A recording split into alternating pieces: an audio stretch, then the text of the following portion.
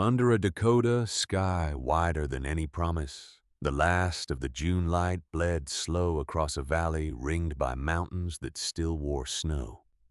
A river ran silver through it. A red barn stood on the rise. Two cottonwoods at the bend held two small wooden crosses beneath them, the grass trimmed close. On the porch of a log house, a big, quiet man watched the road. He had watched it 4 years. He had learned to expect nothing from it. Up on the switchback, a wagon appeared. Small at first, then closer. A young woman in a plain gray dress sat on the driver's bench with a Bible pressed against her ribs like a shield. Inside on a mantel, a small wooden bird faced the window. Two letters carved beneath one wooden foot. A name nobody in the valley had said aloud in 4 winters. The wagon reached the yard. The porch door opened. Two men stepped out. She did not know which one she had married. High above the pines of the Black Hills, where the Dakota sky ran wide and unbroken to the far edge of the world, a single locomotive dragged its column of black smoke westward through the summer light. Below it, in the fold of a valley the settlers had named Willow Basin. A log house stood on a rise above the river with two cottonwood trees at the bend and two small wooden crosses beneath them, kept clean by a big, quiet man who no longer knew how to speak to his neighbors. He had lived alone with his grief 4 years and change. He had in all that time refused every offer for the ranch. He had in all that time refused every offer to defend his own name. And on the 7th of May in the summer of 1885, a young woman he had never met stepped off the train at Deadwood Junction with a Bible and a contract and a wedding dress folded at the bottom of a trunk. And every quiet promise in Halden Blackthorn's life was about to be tested by a bride he had not asked God for and could not now refuse. Stay with me. Because what happened on their wedding night is not what the town of Willow Basin whispered for months afterward. The truth was gentler. The truth was in the end the beginning of a fight. The train hissed to a stop at Deadwood Junction just past 4 in the afternoon. Almira Vasterling pressed her forehead against the cold glass and watched the platform swing into focus. Dust. Rough-cut lumber. A single tin sign hanging crooked from one nail. Dakota Territory. The end of the line. 11 days on trains. 11 days of coal smoke in her hair. 11 days of watching Pennsylvania green turn to Ohio, flat turn to Iowa, yellow turn to Nebraska, brown turn to this. A wooden platform stitched onto the flank of a hillside. A boy leading a mule across the tracks. 3 men in oilcloth coats standing by the freight car with rifles hanging loose in their hands. Not aimed, just held. 21 years old. One leather trunk. A letter in her pocket signed by the Reverend Colton of the First Methodist Church of Philadelphia. And a contract folded 3 times inside her Bible with the words, Blackthorn Family, Willow Basin, Dakota Territory, written in a careful hand across the top of it. She did not know which one of them she was marrying. She had thought the word family meant sons and daughters. She had thought it meant grandparents in the parlor. She had thought it meant the way her mother used to write letters home to Baltimore before the sickness took her. She had been wrong about a great many things in the last 6 months. Her father had died in October. A carriage on Broad Street had thrown a wheel. The horse had bolted. Her father had been walking back from the schoolhouse where he taught geometry to boys who did not care about geometry. He had been carrying a small paper sack of pears. The paper sack had been found half a block from where he fell. She had not been allowed to see him. The undertaker had said, and here she pressed her palm against her mouth, because the memory came in cold, that some things a daughter did not need to carry. She had nodded. She had signed the papers. She had walked home in her father's coat because her own had holes in the elbows and the cold that year came early. The debts came a week after the funeral, $942, a number so far past anything she could earn as a teacher's assistant that it might as well have been the moon. The Reverend had come to see her on a Tuesday. He had held his hat in both hands and had said the words in a voice that suggested he had rehearsed them. There was a way, child. It was not what her mother would have chosen, but it was a way. He had shown her the advertisement in a paper from Chicago. He had shown her the responding letter. He had shown her the terms. Her passage west would be paid. Her debts would be settled in full within 6 months of the marriage. She would have a home. She would have food. She would have God-willing children of her own in time. She had asked if the man was kind. The Reverend had looked at his shoes. The letter he had told her was respectful. That was all he could say. She had signed the contract on a Thursday morning in the Reverend's office. Her hand had shaken. The pen had left a small blot beside her signature that looked like a tear. That was 4 months ago. Now the train was silent. The other passengers were disembarking. A woman with 2 small boys. A drummer with a case full of buttons. A soldier in a blue coat with one sleeve pinned up. Almira smoothed her skirt, gathered her small carpet bag against her chest, and stepped down onto the platform of Deadwood Junction. She looked for a man.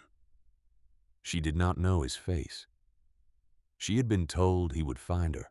He came out from behind a stack of grain sacks, so quietly she did not hear him until he was almost beside her. Miss Vasterling. She turned. She had rehearsed the turn on the train. She had rehearsed a small smile. She had rehearsed a curtsy that would not look foolish in traveling clothes. None of the rehearsal survived the sight of him. Tall. Not the terrible tall of the men in the dime novels her cousins used to read in Baltimore, but real tall, working tall, the kind of tall that came from lifting things that did not want to be lifted. Hair the color of wet oak. A close-trimmed beard along the jaw. Eyes that were gray. Not the gray of storm clouds. The gray of river ice in February. He was younger than she had expected. Much younger. I am Miss Vasterling. Cassius Fenwick. He touched the brim of his hat. He did not smile. He mentioned the wagon out back. Her trunk. He said her trunk like it was a question. She pointed. He walked past her, lifted the trunk as if it were empty, and carried it around the side of the depot, without waiting to see whether she was following. She followed. He fitted the trunk into the bed of a small wagon behind 2 mud-colored horses. He climbed onto the driver's bench and offered her his hand. His palm was rough and warm, and he let her go the moment she was seated. Not one heartbeat longer. How far, she asked. To Willow Basin. 9 hours if the creek is low. 10 if it isn't. She would not arrive until dark then. They would not arrive until tomorrow noon. They would stop at Buell's before the pass. That was all she managed. Oh. She had not thought about a night on the road. She had not thought about the many things she had not thought about. And Cassius Fenwick did not offer more. He clicked at the horses. The wagon moved. For the first hour, she did not speak. She watched Deadwood Junction shrink behind them. She watched the road bend around a low ridge of pines. She watched the light on the grass go from yellow to gold to the long red of afternoon. She counted the buttons on the back of the man beside her, because it was something to do that was not weeping. I was not her husband. The Reverend had said, Mr. Blackthorne. Mr. Halden Blackthorne. The letters had been signed with that name, but the contract in her Bible was signed Cassius Fenwick. She had checked twice on the train. She cleared her throat. Was he, she asked, Mr. Blackthorne's brother? Brother of a kind was all he offered eyes on the road. She waited. Of what kind, then? The kind he told her that had stood shoulder to shoulder 9 years without asking for a name. She turned that answer over in her mind 3 times before she understood that he was not going to explain it. Not on this road. Not to her. Not yet. She said she saw. He glanced at her once, just once, and promised her that when she did see, he would answer any question she put to him. Straight and plain. He gave her that. She nodded because she did not know what else to do. They rode on. The sun set behind the ridge, and the sky turned a strange soft violet. Elmira had never seen in Philadelphia. The air smelled of pine and cold water. Somewhere a bird she did not know made a 2-note call and stopped and made it again. The horse's breath came in small white puffs. Buell's turned out to be a low log building set beside a creek with 3 horses tied at a rail, and a single lantern hung over the door. Mr. Buell was old and had a beard that reached his belt, and a wife 20 years younger who fed them stew without speaking. Cassius paid in silver. The Buells gave Elmira the small back room with a wooden bed and a real quilt. Cassius let her know he would sleep in the loft above the stable and be up before dawn. She lay in the wooden bed and listened to the wind under the eaves. She was going to be married in a day and a half. She was going to be married to a man she had never seen. She was going to live in a house owned by 2 men, one of whom was not her husband, and neither of whom had so far told her the truth about which one was which. She turned her face into the pillow, too angry to cry. Enough tears already she had promised herself on the train, and at her father's grave and on Broad Street. The morning after the funeral, when a boy from the tailor shop had knocked on the door with the first of the bills. This new thing surprised her. Anger. At the Reverend for finding her the advertisement. At her father for dying. At the horse that bolted and the wheel that came loose in the paper sack of pears half a block away. Mostly at herself. For signing.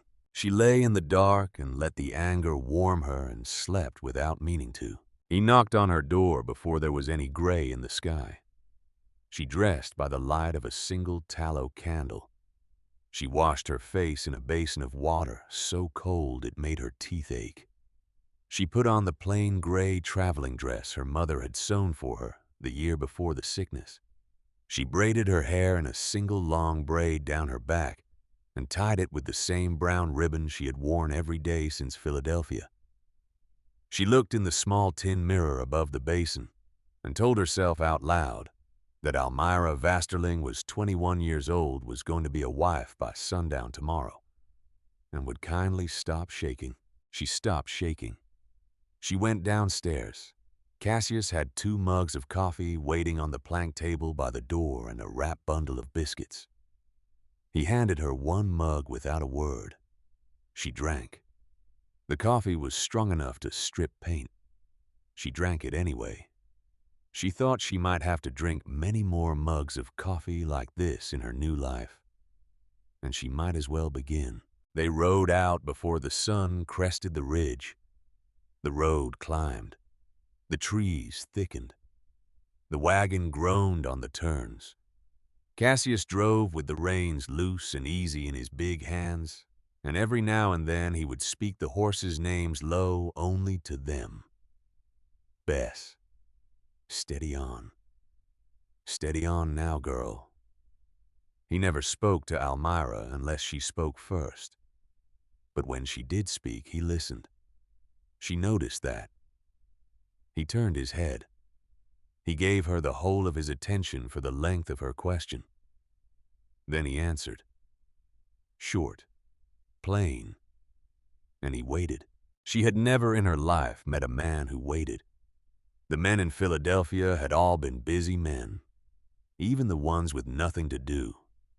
They had opinions to deliver and streetcars to catch, and their hats to adjust, and their pocket watches to consult. They spoke over women without hearing themselves do it. Her father had not been like that. Her father had listened. Her father had also been the only man she had ever loved. And now he was dead, in a Baltimore cemetery she was never going to see again. She thought, watching Cassius Fenwick's hands on the reins, that perhaps not all men in the world were the busy kind. Perhaps. She would not decide yet. She had learned to be slower about deciding since October. They came down out of the pines at a little after 11 the next morning. The road turned around a rocky shoulder, and the valley opened below them like a green bowl held in the hands of the mountains. Almira drew a breath. She had thought Dakota would be flat. Everyone in Philadelphia had said Dakota was flat. Flat as a table. Flat as a griddle. Nothing but grass and buffalo and wind. Every one of them had been wrong. The valley she was looking down into was ringed on 3 sides by mountains so tall the peaks still wore snow in early May. A river ran through the middle of it, silver bright. A stand of cottonwoods marked a bend near the far end. And where the cottonwoods stood on a rise of ground above the river, she could see a log house. 2 stories, a red barn. A pasture with horses moving in it small as beetles from this distance. That is home, Cassius told her, plainly, as if it were a fact he was making sure she knew. Beautiful. She said it and meant it. He agreed with the single, quiet syllable of a man who had never once thought otherwise. He clicked the horses and they started down. The last hour of the ride was the slowest. The road switched back and forth down the flank of the ridge, and the wagon squealed on every turn. And Almira held onto the seat with both hands and tried to keep her breath even, and tried not to think about what was waiting for her at the bottom. Not the wedding. Not the wedding night. Not children. Not any of the many hundred things a young woman is supposed to think about when she is being brought to the man she will marry.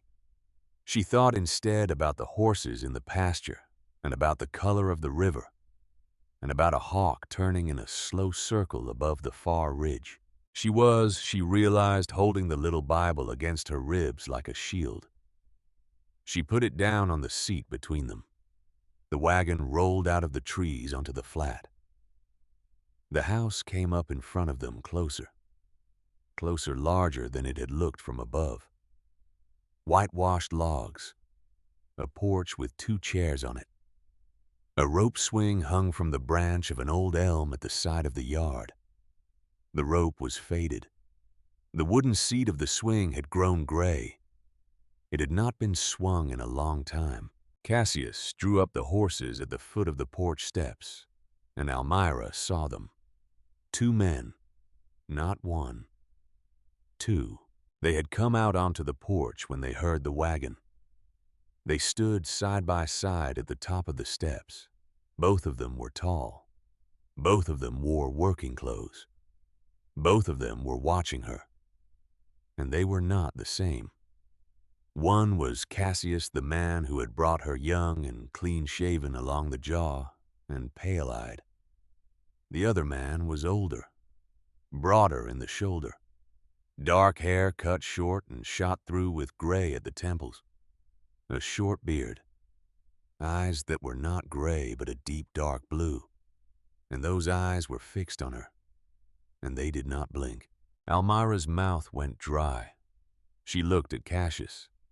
He did not look back. He climbed down from the wagon. He walked around and offered her his hand. She took it. She stepped down. Her legs shook and she willed them still, and they did not stop shaking. But she stood anyway. She turned to face the porch. The older man came down the steps. He stopped at the bottom step, 2 paces from her. He did not come closer. "Miss Vasterling." His voice was lower than Cassius's. It was quiet. It was, and she had not expected this gentle. He gave her his name, Halden Blackthorne. He welcomed her to the valley. He apologized that the ride had been long. She could not speak. She looked from him to Cassius. She looked from Cassius to him. She looked at the contract in her Bible on the wagon seat. Cassius Fenwick, Halden Blackthorne. 2 names. 2 men. One of her. She said she did not understand. Halden looked at Cassius. Cassius looked at the ground. He owed her an explanation was all he could manage. The sharpness of her own voice surprised her. Yes, he did. They took her inside. They did not touch her. Neither of them. Halden opened the door and stood back and let her walk in first, and Cassius came behind her with her carpet bag, and they set her at the table in the kitchen, and Halden poured her a cup of water from a stoneware pitcher, and set it in front of her and stood back against the sink, and folded his arms. Cassius sat across from her. The kitchen was clean. That was the first thing she noticed, even in the middle of everything else. Very clean. The floor was swept. The stove was black and shining. A row of copper pots hung on the wall. A blue check cloth on the table. A jar of dried lavender on the windowsill. Someone had made this kitchen a home. Someone who was not here anymore. She pushed the thought down. She looked at Cassius, told him plainly to speak. Cassius put both his hands flat on the table. His voice was level. He did not look away from her. He had promised her on the road that when the time came he would give her straight answers, and he was giving them now. He had signed the contract because Halden would not. He had written for her because Halden had told him not to write. He had told Reverend Colton that Halden Blackthorne was a good man, and had meant every word of that. But he had let the Reverend believe that he was writing for Halden, and had let her believe the same. That had been wrong of him. He was asking her now to hear the whole of it before she decided what to do. Decide what to do. A single, humorless laugh. There was nothing for her to decide. She was here. Her father was dead. Her debts were paid by the deposit against this marriage. If she walked away today, she owed $942 she did not have, and she went home to a boarding house that had already given her room away. They knew all this, because she had written it in her letters, and she imagined one of them had read them. Halden from the sink quietly. Both of them had. She looked at him, felt the tears come up hot behind her eyes, and willed them back down. Which of them then was her husband? Halden did not answer at once. He looked at the floor. Then he looked up and he looked her square in the face, and he told her he was, if she would still have him. The room went very still. She heard a fly at the window. She heard a horse in the far pasture. She heard her own heart loud, uneven in her ears. You. Him. Not him. And why? Halden let out a breath. He rubbed his jaw with one big hand. He looked at Cassius. Cassius nodded once small. Because the law of the territory, Halden told her, recognized one husband to one wife. That was the plain fact of it.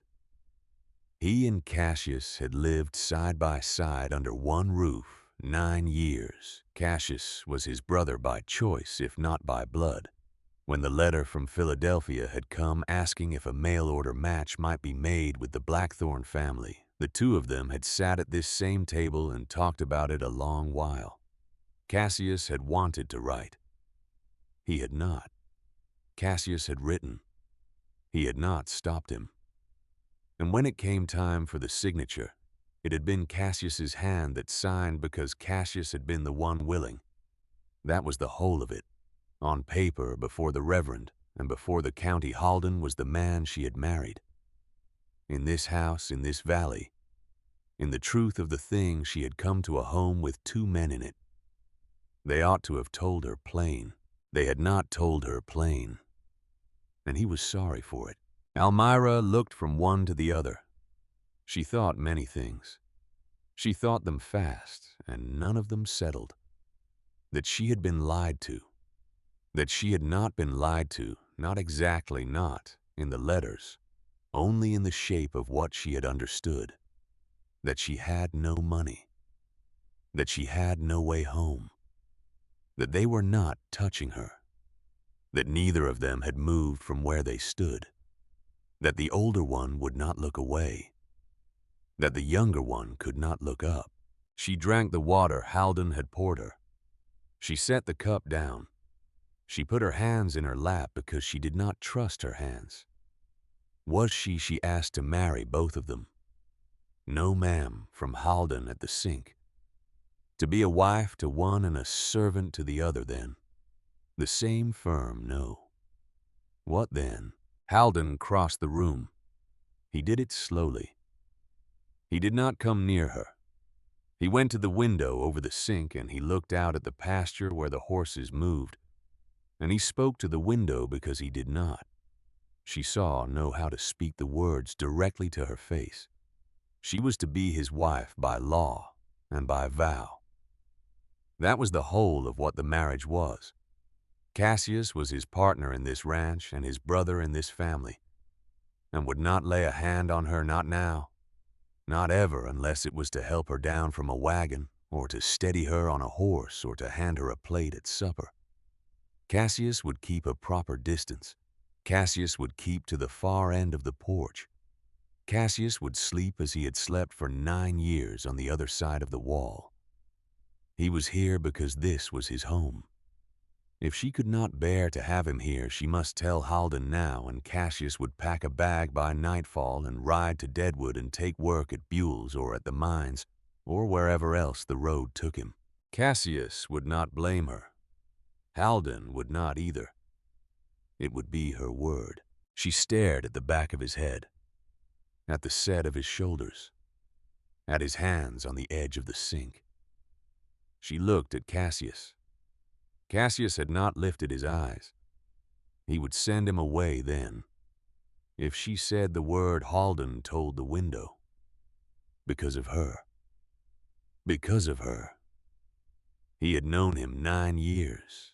He had. And he would send him away because a woman he had never met before yesterday told him to. He would. She sat very still. She had come out here with a picture of herself in her head. In the picture, she was frightened and small and being pushed around by large hands.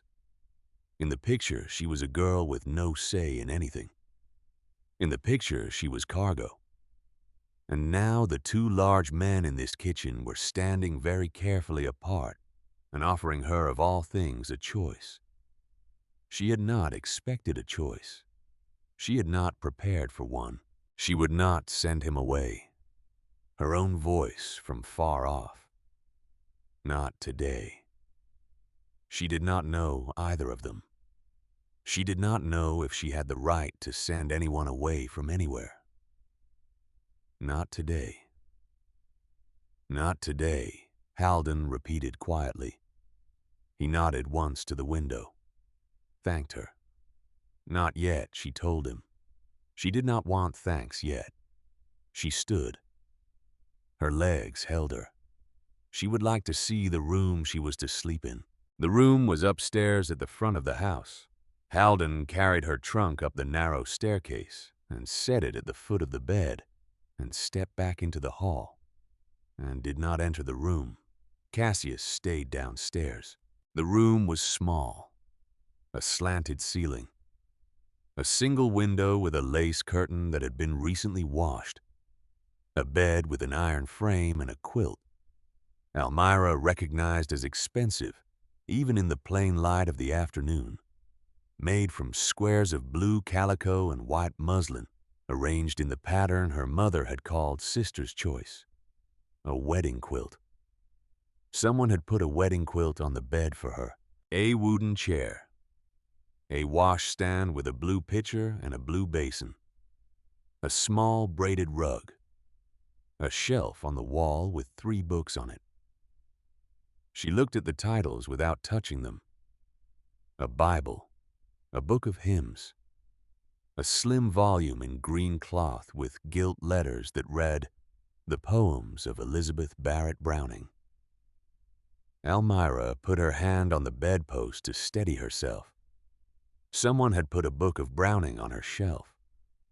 She turned and looked at Halden Blackthorne in the doorway. Had he chosen these books? Cassius did, he told her. Cassius read Browning. Cassius read whatever he could put a hand to. She let out a small breath. She did not know what to do with her face. She did not know what to do with her hands. She stood in the middle of the room and she wanted very badly. And this was the first thing she had wanted in a long time, to lie down on the wedding quilt and put her face into the pillow and sleep for 100 years. Halden read some of that in her without her saying it. There was a basin of water on the stand, a clean towel in the drawer, bread and cheese in the kitchen if she was hungry. She need not come down until she was ready. Supper was at 6. It was not a fine supper. It was what they had. There would be no expectation of talk at the table. She might come or she might stay upstairs. Her choice. She thanked him. He inclined his head. He stepped back and pulled the door shut behind him. She sat on the edge of the bed. She looked at her hands. She did not weep. She had promised herself last night at Buell's, and she meant to keep the promise as long as she could. She sat very still. She breathed in and out. She thought about the wedding quilt under her and about the small blue pitcher on the washstand and about Elizabeth Barrett Browning on the shelf. And she thought about the way Halden Blackthorne had said the word choice, as if it were a word he had been thinking about for a long while before she got here. She lay down, only to rest her eyes. When she woke, the light in the window had turned amber. 3 hours had gone. Downstairs, someone was moving in the kitchen. She could smell onions frying. She could smell bread. She washed her face at the basin, smoothed her hair, and went downstairs. They had set the table for 3. Halden was at the stove. Cassius was slicing bread. Neither of them looked up when she came in. She understood with a small, startled gratitude that they were giving her the room. They were pretending for one small kindness that she had merely walked into a kitchen where supper was being made, and not into the strangest evening of her life. She sat. Halden set down a plate of pork and onions and biscuits. Cassius poured her coffee. They ate. Halden asked once whether she took sugar. Yes, please. He passed it. Cassius asked once whether the coffee was too strong. It was not. That was the whole conversation of the meal. When the plates were cleared, Halden mentioned a service at the church tomorrow morning at 10. The Reverend Ainsley would marry them at 11. It would be short. She should sleep. She nodded. She went upstairs. She stood at the window for a long time and watched the light go out of the mountains. She slept. She woke to the sound of a bell. Very small. Very far. The church bell in Willow Basin ringing to call the Sunday faithful to service. She had forgotten it was Sunday. She had, in fact, lost track of days entirely somewhere in Nebraska. She washed. She dressed. She had only one dress for the wedding. Her mother's. Packed at the bottom of the trunk. It had come out creased and smelling of camphor. She hung it on the door frame and shook it out and steamed the creases with a wet cloth pressed by the flat of her palm. Because she had nothing else, she brushed her hair 100 strokes and pinned it up in the way her aunt had taught her long ago. She fastened the cameo brooch her mother had left her at the collar. She looked at herself in the small mirror above the washstand, very young, like a girl playing dress-up in a woman's dress. And also, and this she had not expected like her mother, she spoke aloud in the small room. To Mama. She was doing the best she could. She went downstairs. They were waiting in the kitchen. Both of them. Both in dark coats. Both freshly shaven. Halden's beard had been trimmed close. Cassius wore a black string tie, tied with such careful attention. She could see the small crease of concentration between his brows. Even now. Halden held his hat in his hand. Cassius held her Bible in his. He had brought it in from the wagon. He handed it to her and did not touch her fingers as he handed it. He told her she looked very fine. She thanked him. Halden opened the door. They went out. The ride to Willow Basin took 2 hours. The wagon jolted. Almira sat between them on the driver's bench because there was no other seat. She could feel the warmth of Cassius's shoulder on her left. She could feel the warmth of Halden's shoulder on her right. Neither of them leaned in. Neither of them leaned away. She held her Bible in her lap, and she watched the road unspool between the horse's ears. Willow Basin sat where 2 creeks met at the bottom of the valley. A small town, a general store, a blacksmith, a boarding house, a post office, a little white clapboard church with a steeple that leaned slightly to the east. From a storm 3 years back, nobody had gotten around to fixing. The church was full. Halden reined in the horses at the hitching post, and Almira saw the number of wagons already tied there, and she felt her breath go thin. Hopeful for a second they had all come to the service. He did not sugar it. They had come to see her. He apologized.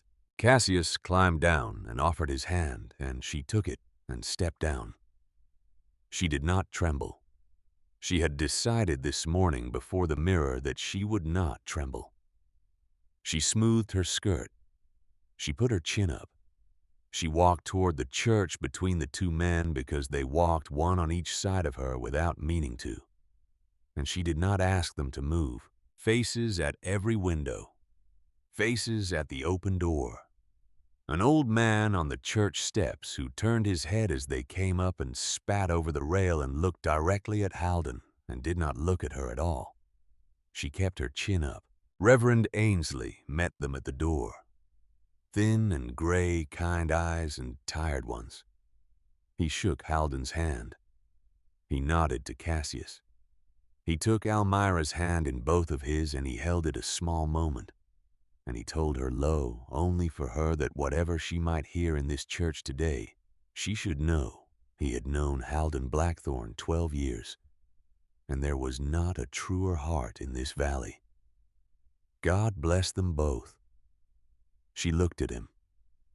She did not have time to answer. They went in. The pews were full. Every pew. Standing room at the back. She walked up the aisle on Halden's arm because that was the shape of the thing. She did not look at the faces. She looked at the small wooden cross above the pulpit. She heard the whispers on both sides of the aisle, and she did not. She did not listen to what the whispers said. They stood before the Reverend. The service was short. Reverend Ainsley read the words. Halden answered. His voice did not shake, quiet and even. When he spoke his vow, it was, she thought later, the plainest promise she had ever heard a man make. I will. That was all. She said her own vow in a voice she did not recognize. It sounded in her ears like a much older woman speaking through her. I will. The Reverend closed his book and pronounced them husband and wife. Halden did not lift her veil. She was not wearing a veil. He looked at her. He looked at her a long while. He bent and he touched his lips to her forehead once, very lightly, the way you would touch your lips to the head of a sleeping child. He stood back. Behind them, the church was silent. Nobody clapped. She heard from a pew on the left a woman say clearly, "Poor lamb." Almira turned toward the aisle. She took Halden's arm. She walked out of the church between her husband and her husband's brother, with her chin high, and she thought as she passed the whispering pews one thing very clearly. She would not be a poor lamb, not for any of them. The ride home was quiet. There was no reception. There was no meal in town. Halden had not asked for one. The Reverend had shaken their hands at the door and squeezed Almira's fingers once, and told her she was welcome at the parsonage any time she wished a cup of tea. He had said it loud enough for the front row of the church to hear. She had thanked him. They rode home. The sun was low when they came down out of the pass.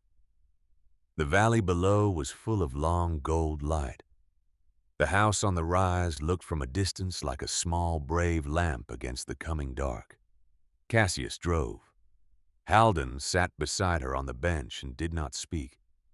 He was, she felt, allowing her to be silent. She was grateful.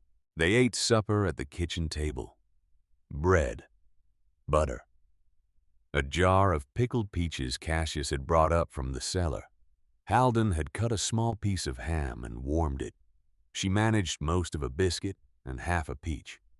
Neither of them commented on how little she ate. Halden refilled her water twice without being asked. When the plates were cleared, Halden set his hands on the table and looked at her across it. There was one more thing to be said tonight. He would rather say it here at the table than upstairs. She braced. Yes. They had taken their vows this morning before God and the territory.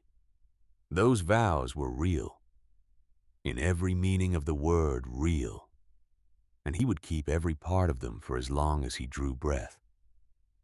But there was one part he meant to keep in his own way, and he wanted her to hear him before she went upstairs so she could go upstairs without dreading the sound of a door. Go on, she told him. She did not know him. She had met him yesterday. She had said her vow because her father was dead, and that her debts were more than a young woman ought to bear. And the choice between this valley and that boarding house in Philadelphia was no true choice. He knew that. Cassius knew that. There was no honor in him pretending otherwise. He paused. Tonight he would not come into her room in the way a husband was said to come in. Not tonight and not tomorrow night and not any night until she told him in her own words, in her own time, that she wished it. That might be a month. It might be a year. It might be never. That was the whole of what he was offering. It was not a fine thing. It was what he had. She could not at once speak. He waited. Cassius had gone very still beside her. She looked at him. His head was bent. His hands were folded on the table. His mouth was pressed tight, in the way of a man holding something in. And him. What of him? Cassius looked up. His eyes were bright. He did not blink. He had given his brother his word this morning before they set out for the church. He gave it again now to her. He would keep the far end of the porch. Wherever he was under this roof, he would be nowhere she had not chosen to have him.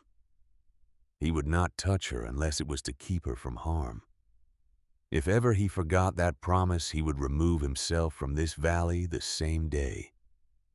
That was his word to her. She sat. She looked at the wooden grain of the table. She thought 900 miles for a marriage she did not want. And now the two men who had brought her here were telling her at their own kitchen table that she might keep the door of her own room shut. She was suddenly and very badly tired.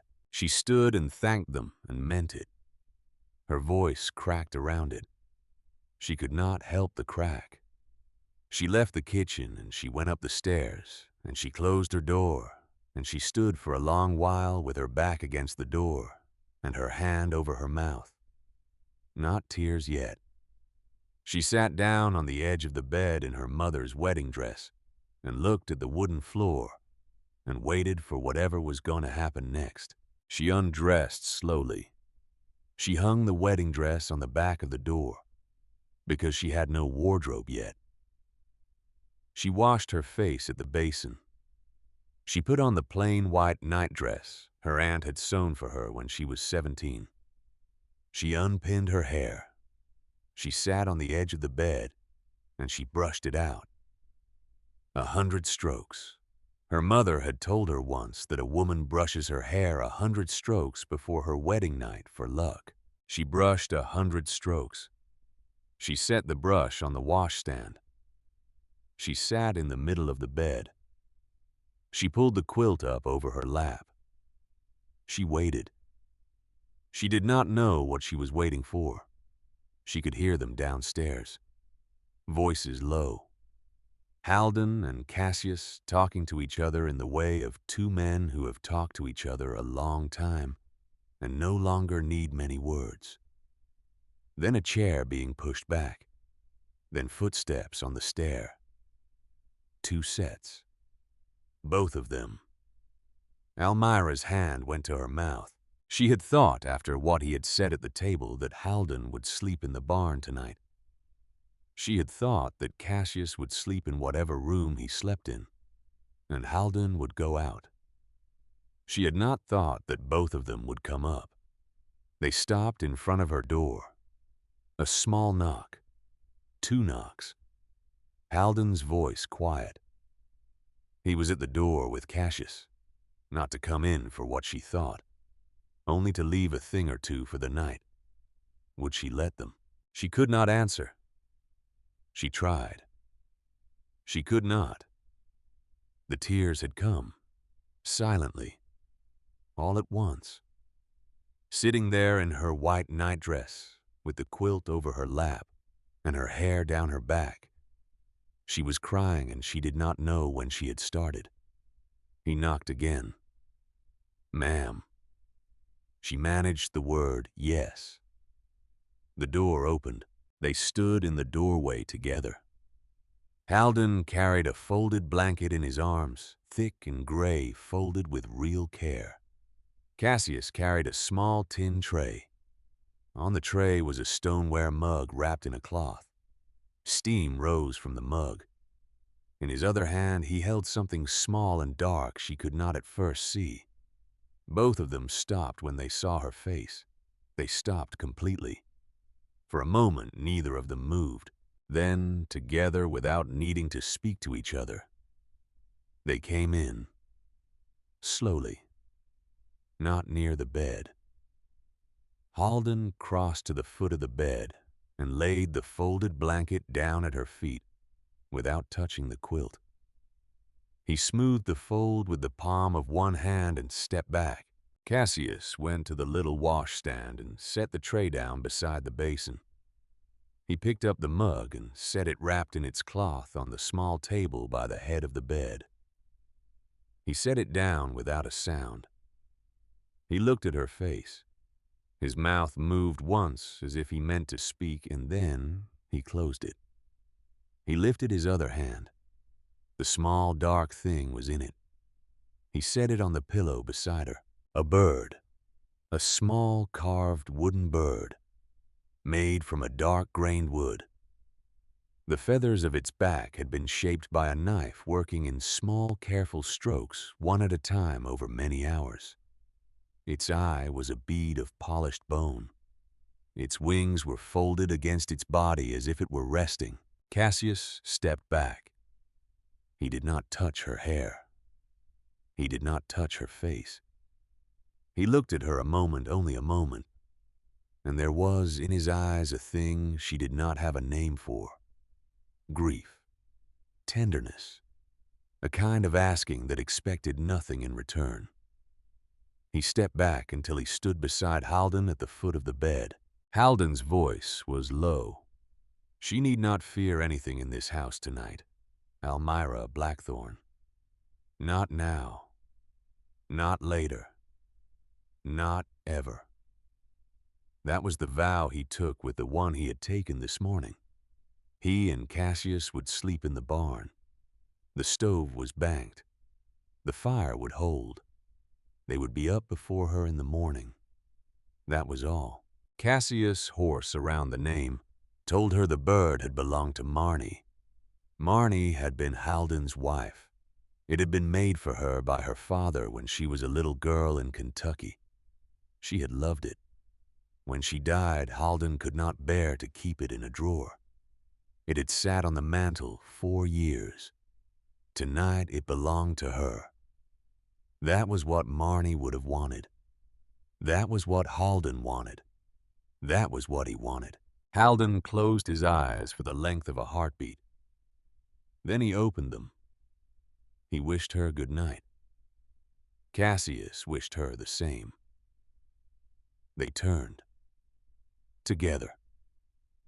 They walked out of the room. They pulled the door shut behind them without letting it click. She heard their boots go down the stair. She heard the kitchen door open. She heard it shut. She heard out beyond the house the sound of the barn door sliding open and sliding shut again. She was alone. She sat in the middle of the bed with the wooden bird in her hand. She turned it over. On the underside of one wooden foot cut with a knife point in tiny, careful strokes were 2 letters. M.N. Marnie. Nell.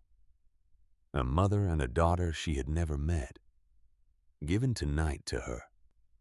She lifted the bird to her chest and she pressed it there, and the tears came again. And this time they did not stop. She was not crying for herself. She was crying because in 21 years of her small life, she had never been looked at, not once the way the older man and the younger man had looked at her when they came through her door. Not with hunger, not with ownership, not with the flat, impatient stare of the men on Broad Street who watched her walk to the schoolhouse in the mornings, not with pity, not with anything she had ever seen on a man's face before. They had looked at her as if she were a small living thing set down in their kitchen by mistake. And it was on them, both of them, to keep her safe until she chose to go or chose to stay. Nobody in Willow Basin knew that. Nobody in Willow Basin, she was beginning to understand, knew anything at all about the 2 men she had married. The tears kept coming until the mug of tea on the little table beside her had gone cold, until the candle by the bed had burned itself down to a small blue tongue in a puddle of wax, until she slept finally, with the wooden bird still pressed against her heart. Outside in the barn, neither of the men slept. She woke at first light. The wooden bird was still in her hand. She sat up. Her eyes were tender from crying. Her mouth was dry. Downstairs, the sound of a stove being fed. She washed her face in the cold basin water. She dressed in a plain brown work dress. She braided her hair fresh. She looked for a while at the wooden bird on her pillow, and she left it there. She went down. Halden was at the stove. He turned as she came in. Morning. She returned it. That was all he said. He set a plate in front of her. A biscuit. A slice of ham. a small dish of stewed apples with cinnamon, a cup of coffee. He did not comment on the puffiness of her eyes. She did not comment on the shadows under his. She ate. More than she had eaten at any meal in a week. When she set her fork down, he refilled her coffee without asking. He sat down across from her at the table. He drank his own coffee. He waited. She had begun to see in only 3 days that he was a man who was very good at waiting. The letters on the bird, she said. He set down his cup. Yes, Marnie and Nell, his wife and his daughter. Yes, ma'am. When had he lost them? February of '81. 4 years and change. Both at once. I was quiet. He looked at his cup. He turned it a half-inch on the tabletop. His wife first. His daughter after. Within 4 days. She could not at once say the thing she wanted to say. She told him she was very sorry. So was all he could manage. He stood. She saw that he was going to leave the kitchen. He was going to go out and take himself somewhere he could stand alone for a while and put himself back together. She had seen her father do the same the year after her mother died. She did not stop him. She only said quietly to his back that she thanked him for the bird. He paused at the door. He did not turn. Not his thought, he told the doorframe. Cassius had said it would be a small thing to give. Cassius had said if she would accept it, it would mean this house had one more person in it who knew her name. It had been a while since anyone in this valley said her name out loud. She looked at her plate, told him she would say it. He went out. She heard the barn door slide open. She heard the low sound of a man greeting a horse. Cassius came in a few minutes later. He touched his hat brim to her, said the one word, poured himself the last of the coffee, and went out again without speaking further. He was, she saw, giving her the room to feel whatever she needed to feel. Both of them were. She was going to have to get used to being given room. She did not think on this morning that it was going to be a hard thing to get used to. The next days had a shape. She learned the shape as she went. Halden was up before dawn every morning. He fed the stove. He made coffee. He fed the horses. He went out to whatever piece of the ranch was calling for him that day. Cassius rose almost as early. He set the kitchen. He mended what needed mending. He went out to the far pastures or the woodlot or the smokehouse. They came back at midday for a cold plate of bread and meat Almira laid out on the table. They tipped their hats to her as they came in. They tipped their hats as they went out again. They ate supper with her at 6 every evening. Halden asked her each night whether the day had been all right. She answered each night that it had been. She learned the kitchen.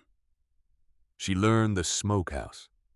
She learned the henhouse and the small kitchen garden Halden had, without her knowing, started replanting a week before her arrival, because it was late for planting and he had wanted her to have fresh things.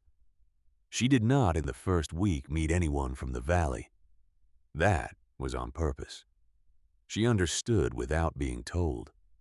They were letting her settle before the world came looking at her. On the 5th day, she went walking after supper. She wanted air. She walked past the barn. She walked past the henhouse. She walked out along the pasture fence toward the far end of the property where a stand of cottonwood trees stood along the bend of the river. The sun was low. The grass was long. She had not been so far from the house since her arrival. Just to the trees and back. She reached the trees. She stopped. 2 small wooden crosses stood under the largest cottonwood. They had been kept. The grass around them had been trimmed close. A small stone had been set at the foot of each. A little brown jug on one of the stones held a bunch of wild lupines, blue and pale, freshly picked. Not yesterday. This morning. She read the names. Marnie Blackthorne, beloved wife, 1855 to 1881. Nell Blackthorne, beloved daughter, 1878 to 1881. 3 years old. The child had been 3 years old. Almira stood a while in the low light. She had wept enough that week.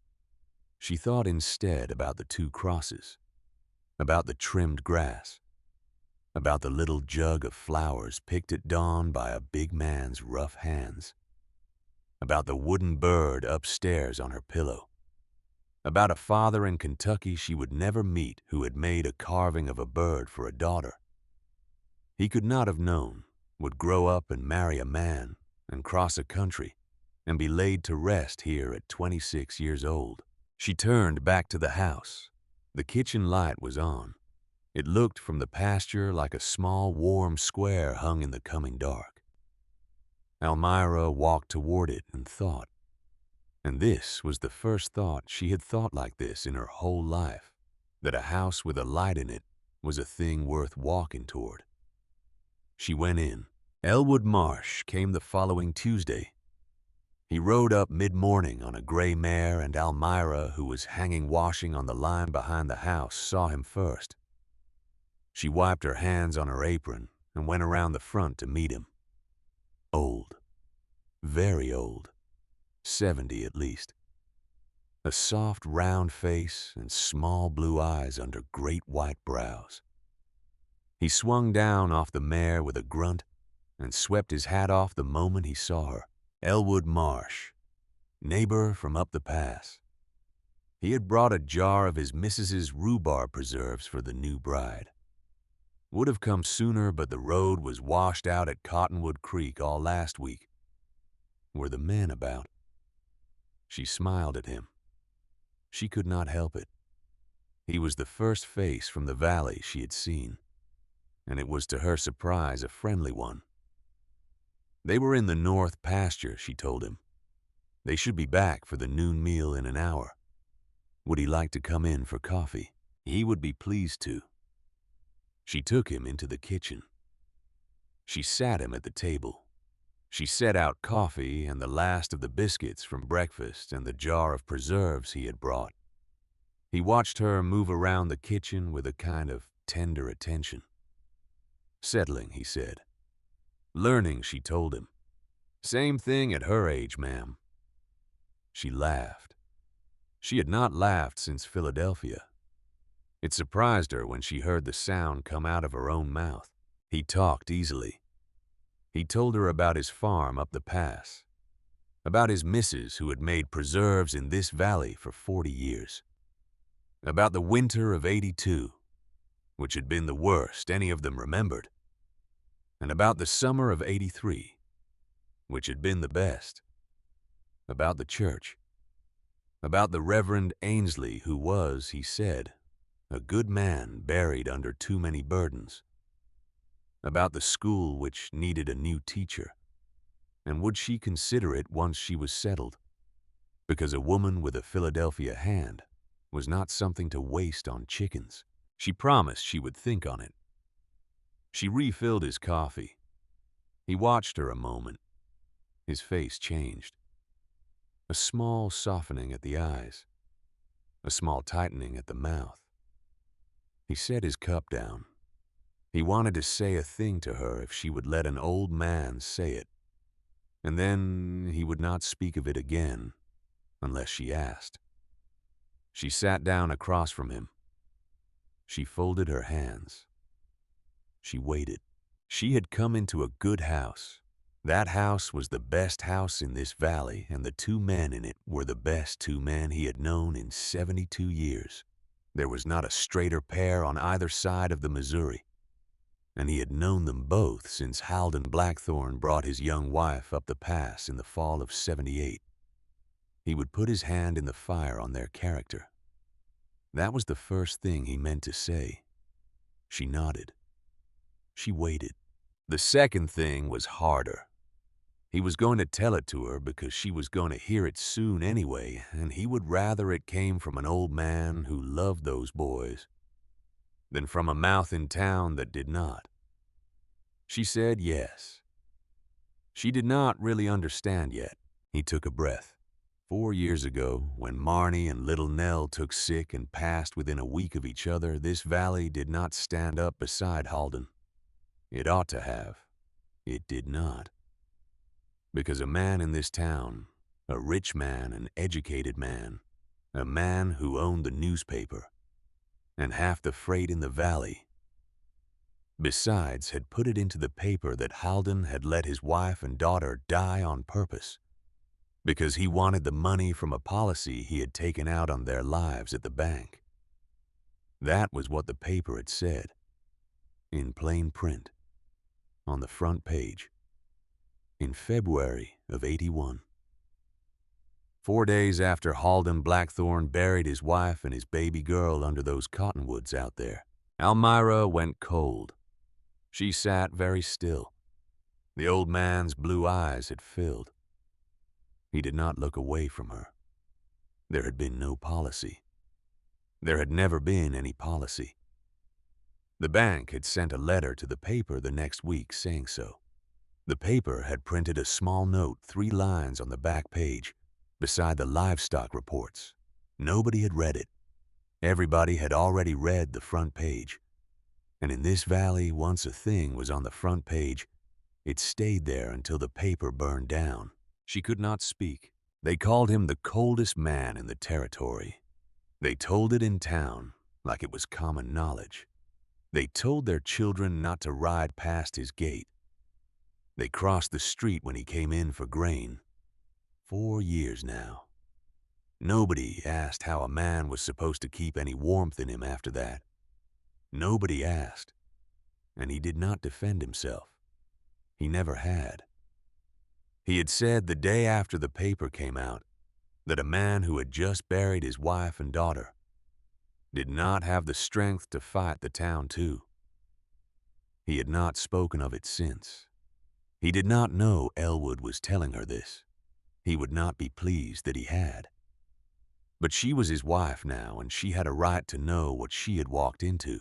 Her hands had gone numb in her lap. Who owned the paper, she asked, and her voice was not her own. Grantham Cavell, second richest man in Willow Basin. Some said the richest, owned the paper, owned the freight, owned 3 sections of land on the north side of the river, had been trying for 6 years to buy the ranch from Halden. Halden had refused 6 times. The last time had been 2 months ago, the week before her letter had come from Philadelphia. She looked at Elwood Marsh. She looked at him a long while. Outside in the yard, she heard the sound of 2 horses coming in from the pasture. Halden and Cassius coming back for the noon meal. Coming back to a kitchen where she now sat with a jar of rhubarb preserves and a truth she had not been prepared to carry. Elwood saw her face. He reached across the table and put one leathery old hand over both of hers. She was the best thing that had come to this valley in 4 years. She should not carry this yet. Not today. Only know it. Only know that there was a great old lie sitting on top of a good man out there. And it had been sitting there long enough. That was what he had come to say. That was all. The horses stopped at the barn. Boots on the porch. Elwood released her hands. He picked up his coffee. He drank it as if he had been talking of nothing but weather. He winked at her once, an old man's tender wink. And when Halden and Cassius came in through the kitchen door, he stood up and shook their hands and told Halden that his rhubarb had come in early this year. And had he ever thought of putting in a proper root cellar out beyond the smokehouse? Almira sat at the table. She smiled. She poured the men coffee. She did not all through the noon meal speak of anything but the weather. But under the table her hands were shaking. Not from fear. from something else, a thing she did not. On that Tuesday afternoon in the kitchen of the Blackthorn Ranch quite yet have a name for. A thing that felt more than anything else like the beginning of a fight. She kept it 2 days. 2 days of pouring coffee and hanging washing and mending the tear in Cassius's work shirt where he had caught it on the barbed wire by the north gate. 2 days of smiling across the supper table. 2 days of Halden asking her each night whether the day had been all right, and 2 days of her answering each night that it had been fine. Fine. What a word. A small, quiet word that carried a great deal of weight when a woman was carrying a lie inside it. She had never lied to a man before. Not once. Not to her father. Not to the Reverend. Not to anyone. And now she was lying to 2 men every morning and every night. And the shape of the lie was that she was pretending over biscuits and coffee that she did not know what old Elwood Marsh had told her at that kitchen table on Tuesday. She was pretending that the paper in the Willow Basin General Store window on the day of the wedding had been a paper like any other paper. She was pretending she had not seen the small brass sign screwed to the frame of it. Cavell Freight and Publications. She had seen it. She had not been paying attention. She had been thinking about her mother's dress and her hair and the whispers in the pews. She had not been paying attention. She was paying attention now. On the 3rd morning, she got up before Halden. She dressed by the small blue light of the window.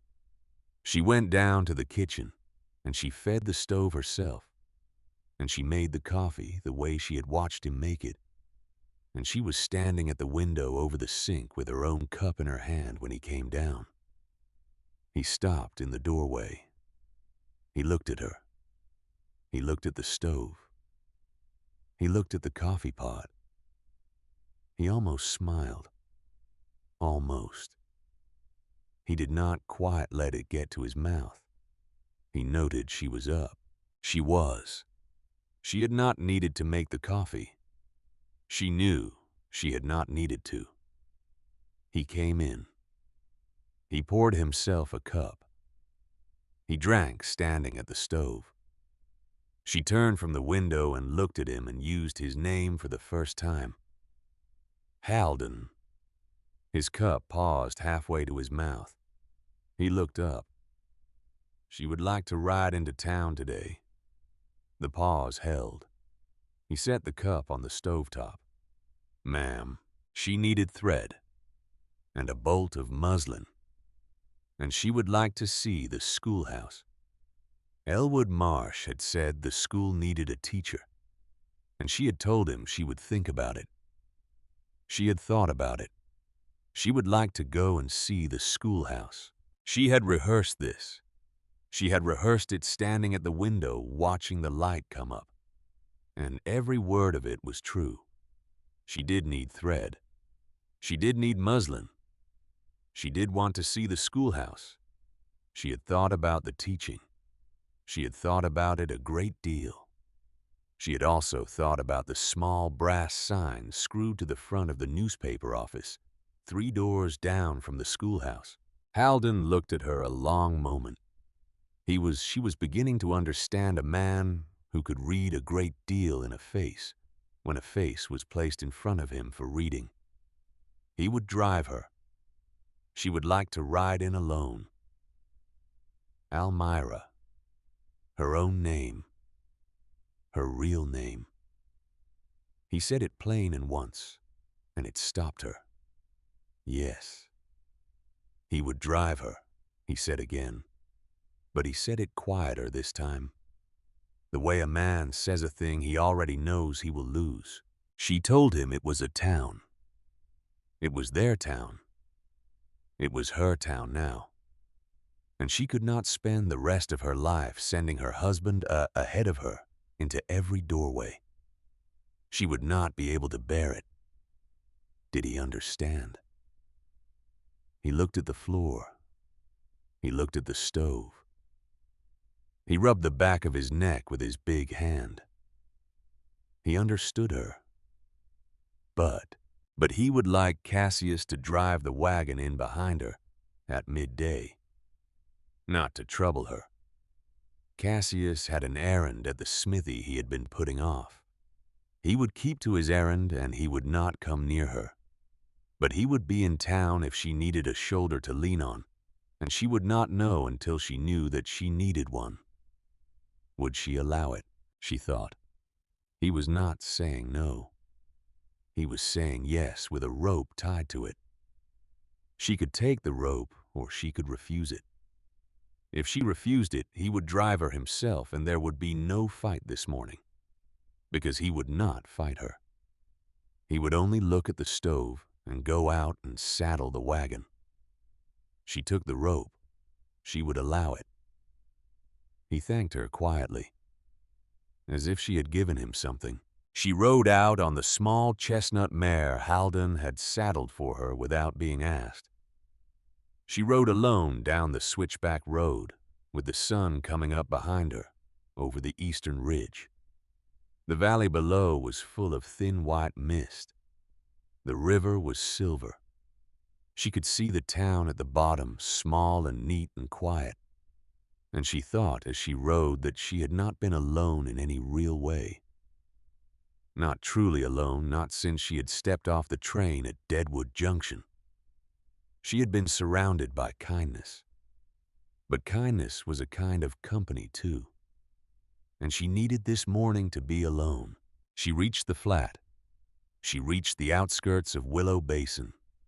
She dismounted at the hitching post outside the general store. She tied the mare with a knot her father had taught her when she was 9, and had gone to fetch the milk on the horse in the summers before the sickness came. She smoothed her skirt. She lifted her chin. She walked into the general store. The bell above the door rang. Every head in the store turned. 4 women at the counter. 1 man in a black coat by the barrel of nails. A boy of about 12 sweeping the far corner. The storekeeper behind the counter with his sleeves rolled up. Every one of them turned. The women looked at her over their shoulders. The man in the black coat looked at her from under the brim of his hat. The boy stopped sweeping. The storekeeper set down the ledger he had been marking and put his hands flat on the counter and waited. She walked to the counter. "Good morning." He returned it. Kind face, bald head, a mustache that had been waxed with a great deal of hope and not very much skill. How might he be of service? She would like a bolt of white muslin and 3 spools of thread. Black, brown, cream, and a paper of pins. And if he had it, half a pound of coffee. I named the prices. She paid in silver from the small purse Halden had put in her hand at the kitchen door without commenting on the fact that he was putting money in her hand. The storekeeper wrapped her purchases in brown paper. He tied the parcel with string. He handed it across the counter. He held her eyes as he did it. Low only for her, he called her Mrs. Blackthorne. She was welcome in this store any hour it was open. That was his word to her. She was to come to him for anything she needed. She held his eyes. She thanked him. She turned. The 4 women at the far end of the counter had gone silent. She walked past them. One of them, a woman about her mother's age in a purple bonnet, looked at her with something like sympathy. The other 3 did not look at her at all. They looked at each other. She heard behind her as the bell rang above the door, one of them say, low but not so low that Almira could not hear, "Poor lamb." Almira paused at the door. She turned her head. She looked back at the woman who had spoken. The woman flushed. She did not this time look away. Almira did not either. Quietly and only to the woman she was not a lamb, and she would thank her to stop calling her one. She walked out. The bell rang. She was shaking. She stood on the plank sidewalk outside the store. and she made herself take 3 breaths before she moved. Then she tied her parcel to the mare's saddle. She untied the mare. She led the mare on foot down the plank sidewalk, past the boarding house, past the post office, past the little white schoolhouse where 3 children were sitting on the front step, waiting for the teacher who had not come in 6 weeks. She stopped at the 3rd door down from the schoolhouse in front of the newspaper office. The brass sign was smaller than she had remembered. Cavell Freight and Publications. Est. 1876. The window beside the door held a display of the current issue, folded neatly beneath a bar of polished wood. She read the front page. Cattle prices at Deadwood. A new bridge to be built across the Cheyenne. A wedding notice for a couple from Buell's Crossing. A small advertisement for the paper's own printing services in a decorative frame with curled corners. Nothing about her. Nothing about the Blackthorns. Nothing on the front page today at all. She looked at the door. The door was closed. There was a small hand-painted sign hanging in the middle of it that read, "Please enter." She thought about it. A long moment in the May sun with her parcel of muslin and thread on her mare's saddle and her husband's name on her wedding ring, and the eyes of Willow Basin on her back from 4 separate windows up and down the street. She thought about her father in the Baltimore cemetery. She thought about Halden's hand on the sink at the kitchen window. She thought about the wooden bird on her pillow with the 2 carved letters underneath. She did not open the door. Not today. She was not this morning going to walk into that office and ask a rich man in a black coat for an explanation of a 4-year-old newspaper. Not this morning. Not on her 3rd week of marriage. Not without knowing more than she knew. She was going to walk to the schoolhouse. She was going to talk to those 3 children on the step. She was going to introduce herself to the mother of the eldest of them whose name she had learned yesterday from Cassius over the noon meal, because Cassius had spoken to the mother at the church 3 Sundays running, and reported to her at Halden's request on the schoolhouse's condition. She was going to be, for one more day, exactly the quiet young bride of a quiet older rancher. She was going to make Grantham Cavell forget she existed, so he would not, when the time came, be watching for her. She turned from the newspaper office. She walked her mare down the plank sidewalk toward the schoolhouse. She smiled at the children on the step. The eldest, a red-haired girl of about 10, stood up when she saw her. Was she the new teacher? Not today, Almira told her. Perhaps soon. Might she sit? The girl scooted over on the step. Almira sat. She set her parcel down at her feet. She looked at the 3 small faces beside her, and she asked them their names, and she listened. And on the far side of the street from the door of the smithy, she saw out of the corner of her eye Cassius Fenwick come out with an armload of new shod hinges and a length of pipe. He did not look at her. He loaded his wagon. He climbed up on the seat. He clicked his tongue at his horse. He drove out of town along the north road toward home. He never once turned his head, but he had, she knew, seen her. He had marked where she was, and to whom she was speaking, and how her shoulders sat. He had made himself for the length of his errand in Willow Basin her witness. And now he was going home. She stayed on the schoolhouse step 40 minutes. She rode back up the pass by herself in the long slant light of afternoon. She was learning the shape of a fight she had not yet begun. The loft was where she found the box. A Thursday, 10 days later. The house had been so quiet she had gone up to the loft above the barn to fetch down a bolt of oiled canvas Halden had said was there, because he needed to patch the roof of the smokehouse before the July rains. She had climbed the ladder. She had brought a lantern. The loft smelled of hay and pine tar, and something else older. A smell of things kept a long time under wool. The canvas was where he had said. She rolled it down toward the ladder. Under it was a trunk. She had not meant to open it. She would say later to herself, and only to herself, that she had not meant to. She had only sat down beside it because she was tired from climbing and hot from the loft, and she wanted a moment before she went down. And her hand had rested on the lid, and the lid had been unlocked, and the lantern had been close. She lifted the lid.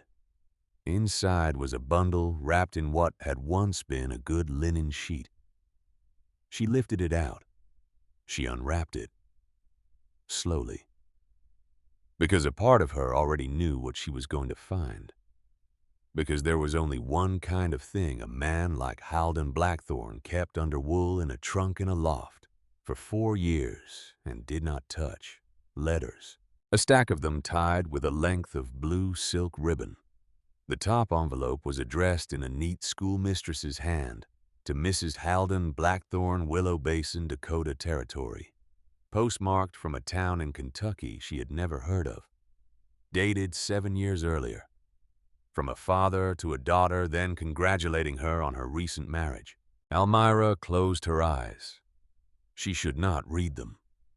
She should tie the ribbon and put the bundle back and go down the ladder and forget she had opened the trunk. She could not. She sat cross-legged on the loft floor in her work dress, with the hem of her apron dusted in hay. And she read. She read for an hour. Marnie Blackthorne's father had written to her twice a month for the nearly 3 years of her marriage. He had died the winter before Marnie herself had died. His letters were plain, the letters of a country schoolmaster to his only daughter gone west whom he missed. He asked after the winter wheat. He asked after the horses. He asked after Nell, who had been born the 2nd year of the marriage and had, by the 6th letter, cut her first tooth. He said he was proud that his daughter had chosen a husband of good character. He said Halden Blackthorne had shown himself to be dependable and gentle, and most importantly, patient. He said patience was the mark of a good husband and a good father, and a rare thing in any man. He said in the 15th letter that he had heard Halden had rebuilt the family barn with his own hands after a summer lightning strike had burned it, and he wanted his son-in-law to know that this old man in Kentucky considered him a son. Now, in truth, not by law only. He said he would never be able to come out and see the ranch himself, because his heart was not what it had been. But if Marnie ever wished it, she should send Nell to him for a summer as she grew. He would like to know his granddaughter. Almira lowered the letter. She looked at the lantern flame. Nell had never gone. Nell had died at 3 years old. The grandfather had died the winter before her. The two of them had never met in this world. She read on. 42 letters. She read to the last one, and then she went back and read some of them again. She was crying, she realized, and had been for a while, but the crying was quiet and did not disturb her reading. She had learned in these 3 weeks how to cry without making a sound. She had learned other things too. At the bottom of the trunk under the letters was a folded newspaper. She unfolded it. Willow Basin Chronicle. Front page. February the 14th, 1881. Tragic winter deaths at Blackthorne Ranch. Rancher's decision faulted. She read the article twice, then a third time, and on the third time she stopped, and she looked at the very bottom of the column at the small line where the paper credited its source of information. It read, "Reported by our staff." No name, no witness, no signature. She folded the paper. She folded the letters. She tied the ribbon. She put the bundle back into the trunk and she closed the lid. She did not put the canvas on top of it because Halden had asked her for the canvas. She climbed down the ladder with the canvas over her shoulder. and she brought it to him at the smokehouse and told him in a voice that did not shake. Here was the canvas. He took it. He looked at her face. He set the canvas down and asked what was wrong. Nothing was wrong. She had a headache. She was going in to lie down before supper. She turned. She walked away from him toward the house. She heard him call her name behind her. She did not stop, because if she stopped, he would look at her face and he would know, and she was not ready. She did not know yet what she meant to do with what she now knew, and she would not know, and she would not decide until she had sat with it a night. She went up to her room. She lay down on the wedding quilt. She looked at the ceiling. She thought about a schoolmaster in Kentucky writing to his daughter. She thought about her own father in Baltimore writing to no one anymore, because he was dead in the ground of a cemetery 1,000 miles east. She thought about a newspaper article credited only to reported by our staff, printed 4 days after a man had buried his wife and his little girl at the foot of a cottonwood tree. She thought about a man in a black coat behind the counter of a store window with a brass sign that read, Cavell Freight and Publications. She thought about a rich man who wanted a piece of land. She thought about how you break a man who will not sell. You break his name. She did not go down to supper. Halden came up to the door once. He tapped softly. He asked if she wanted a plate brought up. No, thank you. She only needed to sleep. He said good night and she heard him go down the stair. 10 minutes later, she heard Cassius come up. He did not tap. He set something on the floor outside her door and went away. When she rose an hour later to bank her lantern, she opened the door and found a tin cup of chicken broth on the boards, still warm. She took it in. She drank it. She sat with the empty cup in her hands a long while. Then she got up. She went to the little roll-top desk under her window. She lit her lantern to its lowest setting. She took a fresh sheet of paper. She dipped her pen.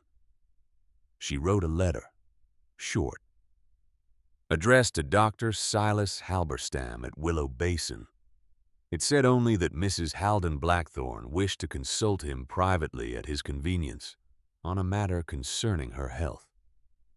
It said she would come to his office alone at whatever hour he could see her, that would not be observed by others. It signed Almira Blackthorne in a hand that did not shake. She sealed it. She addressed it. She put it in the pocket of her apron. She lay down. She did not sleep for a long while, but when she slept without dreams. And when she woke at the first blue of morning, she felt clearer than she had felt in a month. She understood, no longer a mail-order bride waiting to be told her life. She was a wife of the Blackthorne Ranch, and she had a fight to begin. Dr. Halberstam saw her on the following Monday at 3 in the afternoon. A small, round man with wire spectacles and a soft gray mustache and a black bag on his desk. He had, she suspected not, opened for the appointment. He rose when she came in. He shook her hand. He offered her tea. She refused. He sat down behind his desk. He folded his hands. He waited. Dr. Halberstam. Thank you for seeing her. It was his privilege, Mrs. Blackthorne. She had not come about her health. He had suspected as much, without smiling. But there was in his tired gray eyes something that was not quite amusement, and not quite pity, and was, she thought, something closer to relief. As if he had been waiting a long time to be visited by someone. As if he had, in fact, been waiting 4 years and change. She would like to know how her husband's first wife had died, and how his daughter had died. She would like to know it from him, and she would like him to swear to her that what he told her was the truth. as he had seen it in his own 2 eyes on the days it happened. He looked at her a long moment. He stood up. He crossed his small office. He locked the door. He came back to his desk. He sat down. He set his palms flat on the wood. He had not spoken of this to any person in Willow Basin for 4 years and 3 months, he told her. He would speak of it now. To her. Because she was Halden Blackthorne's wife by law. And he did not believe another chance would come. Did she understand what she was asking of him? She understood.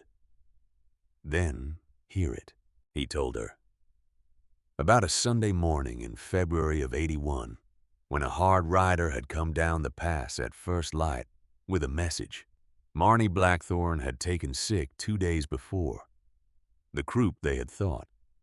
Halden had ridden into Willow Basin the previous morning for the medicine, and the doctor had given him what he had. It had not been enough. The sickness had gone into her lungs.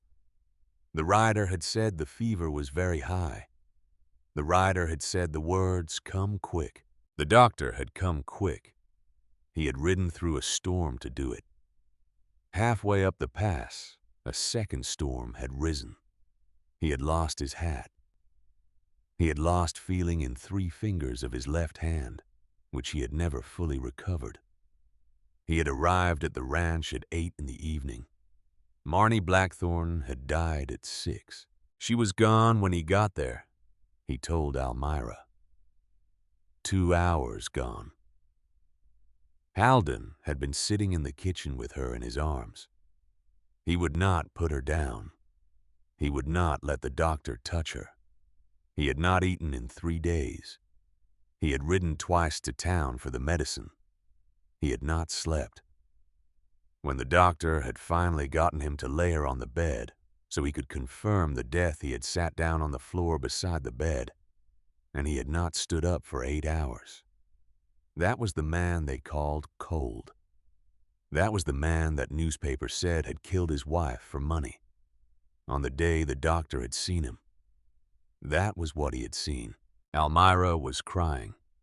She did not try to stop it. He handed her a clean handkerchief across the desk. She took it. He waited until she nodded. "And Nell?" she asked. He looked at his hands. Nell had had the same fever. It had come on her the day after her mother died. It came fast in the very small ones. It had come fast in her. Halden had held her 4 days without setting her down. He had walked her. He had sung to her. He had kept her warm. On the 4th day, the fever had broken briefly, and she had looked up at him and had said, "Papa," and had gone back to sleep, and by morning she was gone. That was how she had died, in her father's arms, because he had not put her down, because he had never put her down. The doctor removed his spectacles. He wiped them. He put them back on. He had filed the death certificates himself. He had filed them the morning he had ridden out. He had signed both of them. Consumptive fever secondary to pneumonia. Both. In his own hand. The certificates were in the county register in Deadwood. Anybody could look them up. Nobody ever had. Almira set the handkerchief in her lap. Would he write a statement of what he had just told her? Signed. In his own hand. To be used if she asked it. He looked at her. He did not look surprised. She had thought he might look surprised. He did not. He had been waiting 4 years to be asked, he told her. He reached into a drawer. He took out a fresh sheet of paper. He picked up his pen. It would take him an hour. Would she sit with him while he wrote it? She sat with him. For an hour and 18 minutes, she sat in the chair opposite his desk while an old country doctor wrote out in careful, looping copperplate the truth of a February he had carried alone for 4 years. He did not speak while he wrote. Neither did she. When he was done, he read it to her, slowly. Then he signed it. He blotted it. He folded it. He handed it across the desk. There was a man in this town who had profited a very great deal from what that paper printed, he told her. Grantham Cavell. She knew the name already. She should not go to him alone. She did not intend to go to him at all. Not first. Good. He stood. He walked her to the door. He unlocked it. Before he opened it, he stopped one hand on the knob and looked at her. When she was a very small girl, had anyone ever taught her the game where you turn over rocks? They had. And what happened when you turned over a rock? The things underneath ran. They did. Some ran away. Some ran at you. She should be careful which kind she was turning over. That was the whole of his advice. She thanked him. She went out. She rode home. She did not tell Halden. She did not tell Cassius. Not yet. The doctor's statement she put inside the front cover of her small Bible on the shelf in her room. Inside her Bible, she put also folded very small, the front page of the Willow Basin Chronicle from February the 14th, 1881. She put the two pieces of paper against each other. The lie. The truth. Face to face inside the same book. She closed the Bible. She set it on the shelf. She went down to help Halden mend the harness for the plow horse. Grantham Cavell came to the ranch on the last Wednesday in May. He came at noon, in a black buggy behind a matched pair of black horses with white blazes. He wore a black coat and a black hat and a starched white collar that shone in the noon sun. He drew up in the yard. He climbed down without waiting for anyone to greet him. He handed his hat to the young driver on the buggy and told the driver without turning to water the horses at the trough by the barn. The driver went. Cavell walked toward the porch. Almira was at the kitchen window. She watched him. She had never seen him up close. Twice at church at a distance and once from across the street outside the newspaper office. Up close, exactly what she had expected. Early 50s. Clean-shaven except for a small, dark mustache. Tall enough to be considered tall in Willow Basin. He walked with the small, careful walk of a man who thinks his hair is arranged just so and does not want the wind to touch it. His eyes she could not yet see. Halden came around the side of the barn. He had seen the buggy come down the switchbacks 15 minutes before it had reached the yard. He walked toward Cavell. He did not hurry. He wiped his hands on a rag as he came. Grantham. Halden. Cavell offered his hand. Halden did not take it. Cavell did not seem surprised. He lowered his hand into his pocket. He smiled. It was not, Almira thought at the window, a good smile. He had come to make his 7th offer. He had wasted the drive. Perhaps, perhaps not. There had been a change in the circumstances of the Blackthorne family. There had been no change in Halden's answer. He had a wife now. Halden was silent. Cavell would like to make his 7th offer in her presence, if she was willing. It was her ranch too now, was it not? Almira set down the dish towel she had been holding at the window. She untied her apron. She hung it on the hook by the door. She smoothed her dress. She walked out onto the porch. Both men turned as she came out. Cavell smiled again. It was a smile made for daughters of railway presidents and the wives of bankers. It was not a smile for a farm wife on a May afternoon in Dakota Territory. He put a great deal of himself into it. He bowed. Not deep. Just enough. Mrs. Blackthorne. Mr. Cavell. She did not curtsy. She had considered it standing at the window, watching him climb out of his buggy, and she had decided against it. She stood at the top of the porch step. She looked down at him from that small advantage of the step. She let the silence sit until he chose to fill it. He filled it. He was the owner of the Willow Basin Chronicle and of the Cavell Freight Company. He was in addition a man of some property in this valley, and he flattered himself some standing in it. He had come today to offer her husband a sum for this ranch. He believed she, as a woman new to the territory, would be well advised to weigh with him. What sum?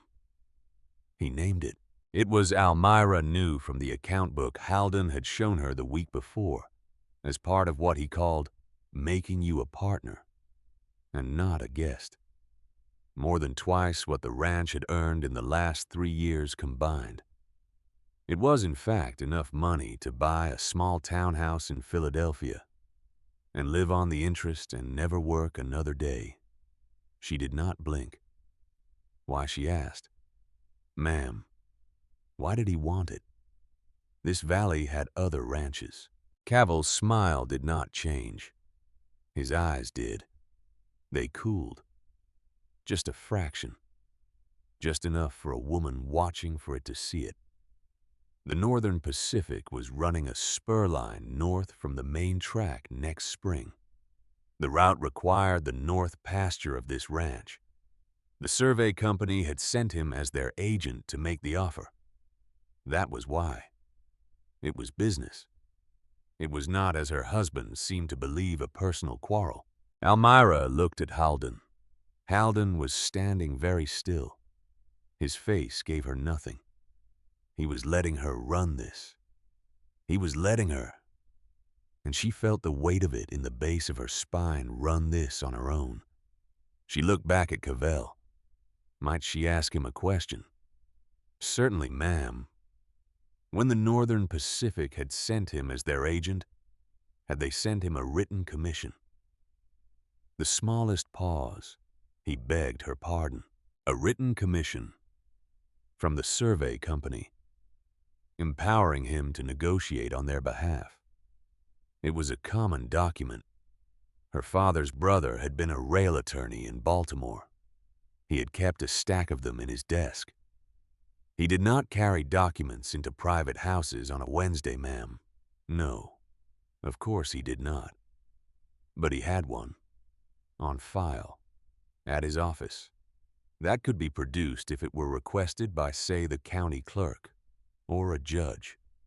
Should it come to that, Cavell looked at her.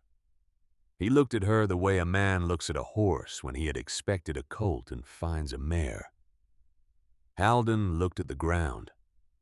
She could see, without looking at him directly, the faintest movement at the corner of his mouth. Not a smile. Something more like a man very carefully not smiling. He was not accustomed to being questioned in this manner in the yard of a ranch by a bride of 3 weeks. She imagined he was not. Very few men were accustomed to it. She had not been accustomed to it a month ago herself. But she had found she took to it. She stepped down 1 step. Only one. She was now at the same level as him. She was, she noticed, taller than he was standing on the 2nd step of her porch. She had not planned it. She used it. Her husband had answered him 6 times. He had answered him again today by silence. She would answer him once in her own voice because he had asked her to. The Blackthorn Ranch was not for sale. Not for the sum he had named. Not for double it. Not for 10 times it. Her husband and his brother had built this valley home with their own hands. Her husband's first wife and his daughter were buried under the cottonwood at the bend of the river. She had visited them. She visited them each Sunday now. They were family to her by marriage, and she did not intend to sell the ground they lay in to any railway in the world. She held his eyes. He had his answer. She would not offer him tea. She trusted he would find the road down easy in daylight. Cavell did not this time smile. He looked at her. He looked at her long enough that she felt Halden take one small step closer behind her. Not near enough to touch, only near enough to be there if she needed him. Then Cavell inclined his head, slightly. A gesture from a man who was, and only for a moment, showing her that he had understood her. Mrs. Blackthorne. Mr. Cavell. He turned. He walked back to his buggy. He climbed up. He did not take his hat back from the driver. He simply nodded once at the driver, and the driver clicked at the black horses, and the buggy turned in the yard and rolled out through the gate and away down the road. At the gate, Cavell turned his head. He looked back at the porch. He looked at Almira. He did not smile. So quietly, she almost did not hear it. So quietly, Halden, 5 feet behind her, definitely did not. He told her to ask her husband when she had the chance, who had paid the paper to print what it printed in '81. He faced forward. The buggy went out of sight around the bend. Halden had not heard the words. He was watching the dust settle in the road. Almira had heard them. She did not move. She stood on the second step of her porch. The May sun was hot on her hair. Her hands, where she held them clasped in front of her apron, were steady. She did not at this moment know that they were steady. She only knew that a rock had at last been turned over. She waited to see which kind of thing was going to come running out. Halden did not ask her that afternoon what Cavell had said at the gate. He did not ask her at the supper table. He did not ask her while they walked out afterward to look at a foal that was 2 days old and still finding its legs. He did not ask her when they came back to the house, and he set the kettle on the stove for evening tea. He did not ask her, but he watched her. He had watched her, she now understood, for 3 weeks. It was one of the things he did. He watched. He did not stare. He did not ever, in fact, stare at her. He only, in the manner of a man who had spent 20 years reading the small changes in the face of an animal, or the small changes in the color of a western sky, kept her at the edge of his attention.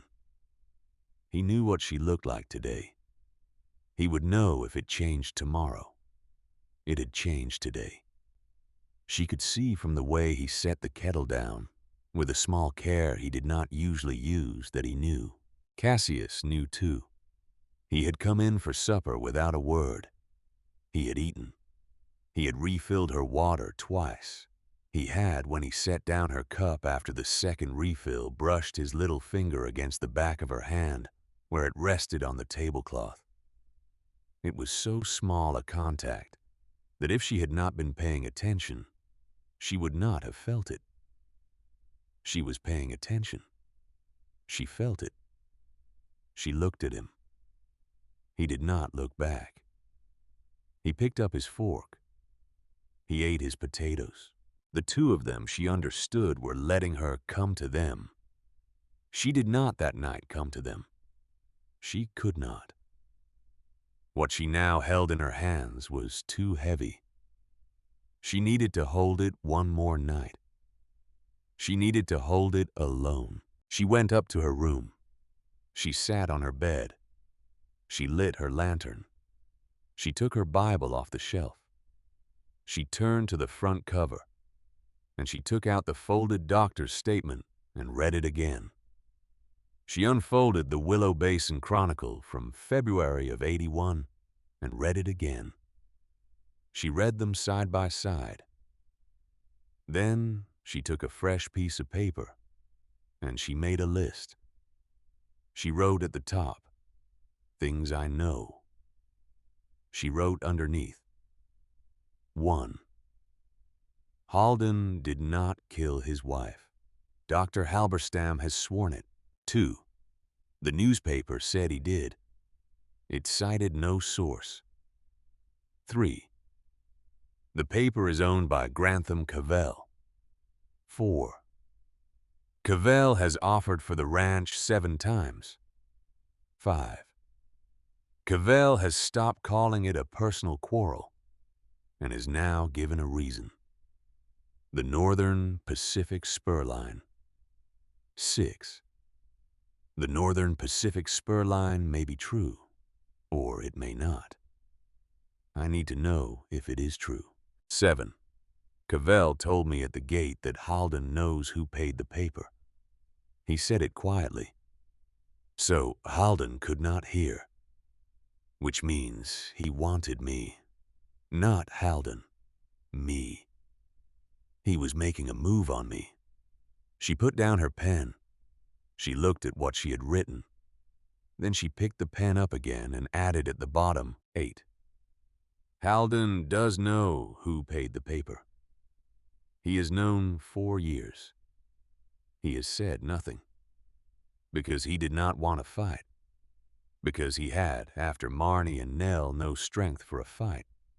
He has been living inside a lie a long time, and he has been carrying it because he could not carry anything else. She set the pen down. She looked at the ceiling. She spoke aloud in the small room in a voice not much above a whisper. He had carried it because there had been nobody to carry it with him. Now there was her. She got up. She went to the door. She listened. The house was quiet. Halden and Cassius would have gone out to the barn by now. Halden slept in the barn most nights still. Cassius slept as he had told her that first evening on the other side of the wall, in the small back room of the house. He was down there now. She could hear him move once softly in his own room. Then it was still. She went back to the bed. She put her list in the Bible. She closed the Bible. She blew out the lantern. She lay down. She slept. She did not dream. In the morning, she went down early and made the coffee before Halden came down. When he came down, she did not this time wait for him to speak. She asked him to send Cassius over the pass to invite Elwood Marsh to supper on Sunday. He looked at her a long moment. He agreed. That was all. He drank his coffee. He went out. Elwood came on Sunday. Alone. His missus had a cold, he told them. He brought a jar of pickled beets. He sat at the table with them and ate the roast Almira had made and complimented her 3 times on the biscuits and told an old story about a bear that had raided his corn crib in the winter of '79. Halden laughed once. Almira had never heard him laugh before. It was a small, dry sound. She marked it. She saved it. Cassius laughed too, more freely, and topped up the old man's coffee twice. When the plates were cleared, Almira brought out a slice of pie for each of them. She sat down. She looked at Elwood. Quietly, she told him she would like to ask him a question in front of her husband and Cassius, because she was not going to keep this from them any longer. Was that all right? The old man's blue eyes lifted. He looked at her. He looked at Halden. He looked at Cassius. He set down his fork. It was all right. Halden set his coffee cup down slowly. Almira folded her hands. When Elwood had told her at this table 3 weeks ago that Grantham Cavell had paid for the story to be printed in the Chronicle, had he had proof, or had it been his belief? Halden went very still. She heard him. She did not look at him. She kept her eyes on Elwood. The old man wiped his mustache with his napkin. He looked at his pie. Then he looked up. He had belief. Strong belief. Not proof he could put in a courthouse, but he knew a man who had proof, and he had known for 2 years. And he had not told either of these boys, because he did not think there was anything to be done with it, and he did not want to put the weight on Halden of knowing without being able to fight it. Halden made a sound. It was not a word. A breath released hard. Elwood turned to him. "Son," he said, "I am sorry." He had made a judgment. It might not have been the right one. He had carried it 2 years. He would have carried it to his grave. But her wife had asked him plain, and he would not lie at her table. Who Halden managed. His voice was hoarse. He was looking at the tablecloth. He could not look up. Who had the proof? Elwood set his hands on either side of his plate. An old friend of his. He had been the county surveyor for 12 years. He had retired in the fall of '81, 6 months after the fire that was not a fire. He now lived in a small house outside Fort Pierre with his daughter. 78. Not well. His hands shook. His memory was sound as a bell. He had told Elwood 2 winters ago, over a bottle of good whiskey, that in December of 1880, he had been paid $200 by Grantham Cavell to sign a false line on the boundary map of the Blackthorn Ranch. He had done it. He had hated himself for it every day since. He had said if the day ever came that anybody wanted his word on it, he would give it and let the shame fall where it fell. He had said he wanted to die clean. The kitchen was very quiet. Cassius set his fork down. He turned toward Halden. He put one hand on Halden's shoulder. He kept it there. Halden did not move. Almira reached across the table. She laid her hand palm down on the tablecloth in front of Halden, not touching him, only near him, where he could reach it if he wanted to. He did not for a long moment reach. Then he did. He put his big, rough hand over her small one. He did not lift his eyes. He looked at their hands. His throat worked, low and broken and steady at the same time. 4 years, he said. He was going to say more, but that was all he could manage for the length of one breath. Yes, she told him.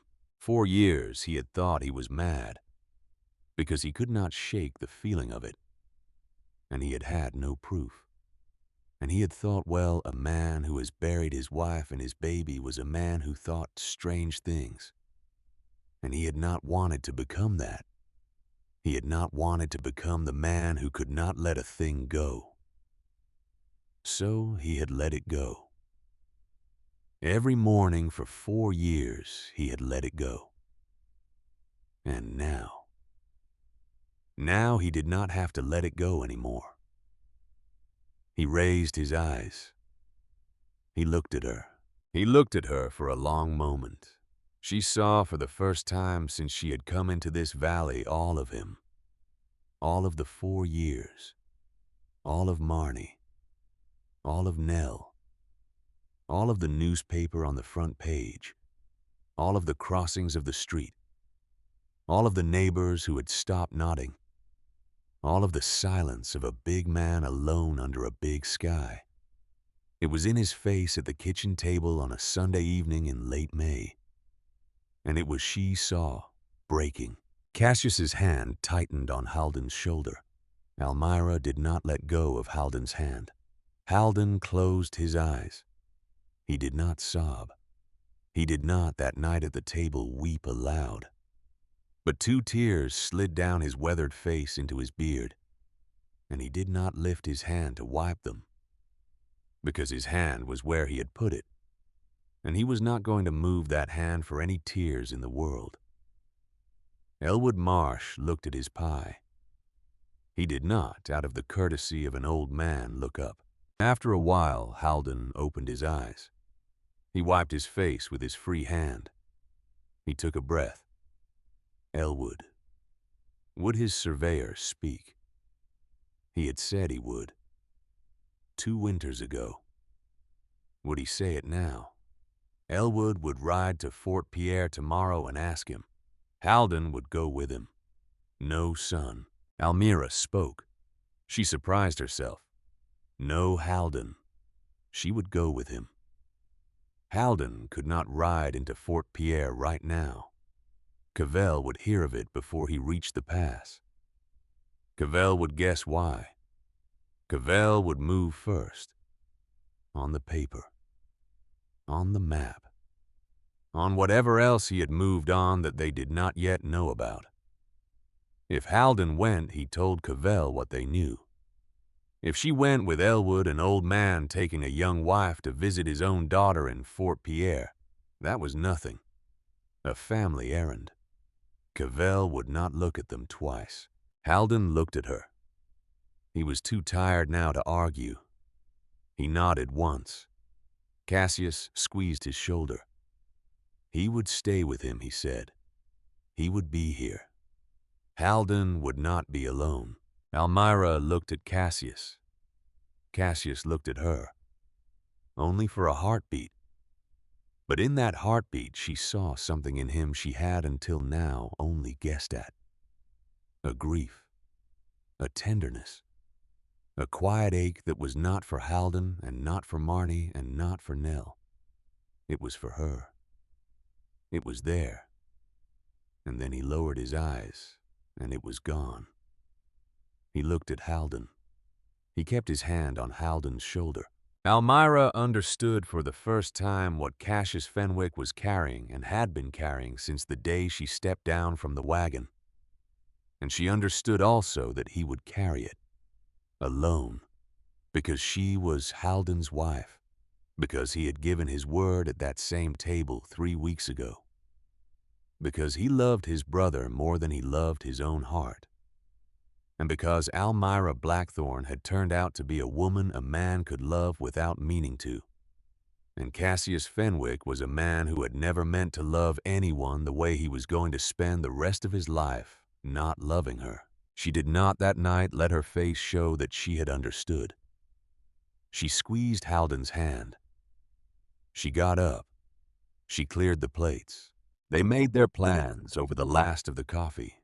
Almira and Elwood would leave for Fort Pierre at dawn on Tuesday. Almira would tell anyone who asked that she was going to visit the doctor's cousin in Fort Pierre on a matter of woman's health. Elwood would escort her because Halden was needed at haying. That was the story. Anybody in Willow Basin who repeated it back to Cavell would repeat something perfectly ordinary. Cavell would file it and think nothing of it. That was the hope. They would ride out Tuesday. They would return on Friday. They would return, God willing, with a signed statement from a 78-year-old surveyor with a shaking hand and a clean heart. Elwood left the ranch a little after 9. He mounted his old gray mare in the yard, and he tipped his hat to Almira, and he clasped Halden's hand and did not let go for a full 10 seconds. Halden did not let go either. When they finally released, Elwood said, "Only son." Halden thanked him. The old man rode out. That night, Halden did not go to the barn. He came upstairs. He stopped outside Almira's door. He tapped once. He asked low if he might come in for a minute. She sat up in bed. She pulled the quilt to her chin. Yes. He opened the door. He stood on the threshold. He did not come in past the doorway. He held his hat in both hands. He wanted to say that when they started this, when they took the vows, he had not known what kind of a marriage this was going to be. He had not thought it was going to be a marriage at all. He had thought he was giving a home to a young woman who needed one, and that was going to be the whole of it. He had not thought there would be anything asked of her. He had not thought there could be. And tonight at that table she had carried a thing for him that he had carried alone 4 years. And he did not. He stopped. He looked at the floor. He had not known a person could do that for a person, ma'am. That was all he had meant to say. She looked at him. Halden. Yes. Come and sit here." She patted the wooden chair by the bed. She did not. She noticed Pat the bed. Neither apparently did he expect her to. He came in. He walked to the chair. He sat down. He kept his hat in his hands. She looked at him a while. He had been alone a long time. "Yes, ma'am." "Not tonight." "No, ma'am." He set the hat on his knee. He looked at his hands. She saw his shoulders shake once. She did not reach for him. She let him have it. He got hold of himself in a few breaths. He raised his face. "She should get some sleep, ma'am. Tomorrow was Monday. She had a road to prepare for. So did he." "Yes, ma'am." He stood. He walked to the door. At the door, he paused. He turned back. Elmira.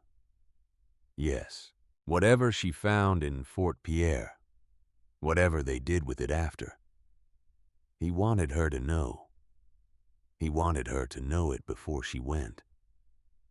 That he would rather have a wife who fought beside him than a valley without her in it. He would rather. He would rather have her in this fight than the ranch out of it, if ever it came to that. If ever it came to a thing where they asked him to trade her for the land, he would trade the land. He would have said this to Marnie once. He had never gotten to. He was saying it to her tonight. So it had been said. He closed the door before she could answer. She heard him go down the stair. She heard the barn door slide open. She heard it slide shut.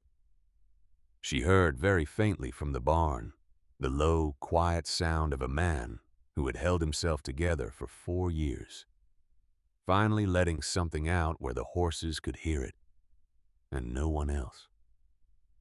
She lay back. She looked at the ceiling. Outside her window, the May moon was bright. She turned her face into the pillow. She had a different thing to do tonight than tears.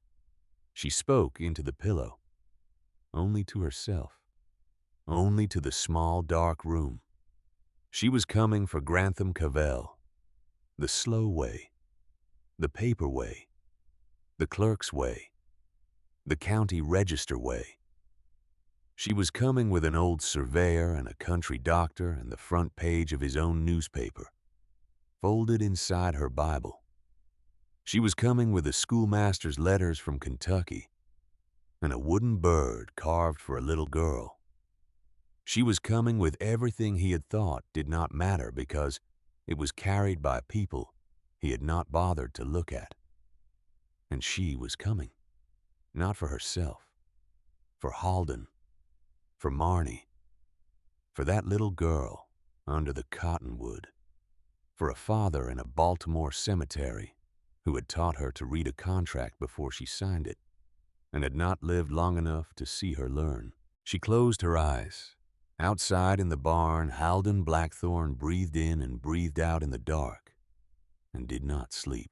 Outside in the little back room, Cassius Fenwick lay on his narrow bed with his hands folded on his chest and stared at the ceiling and did not sleep either.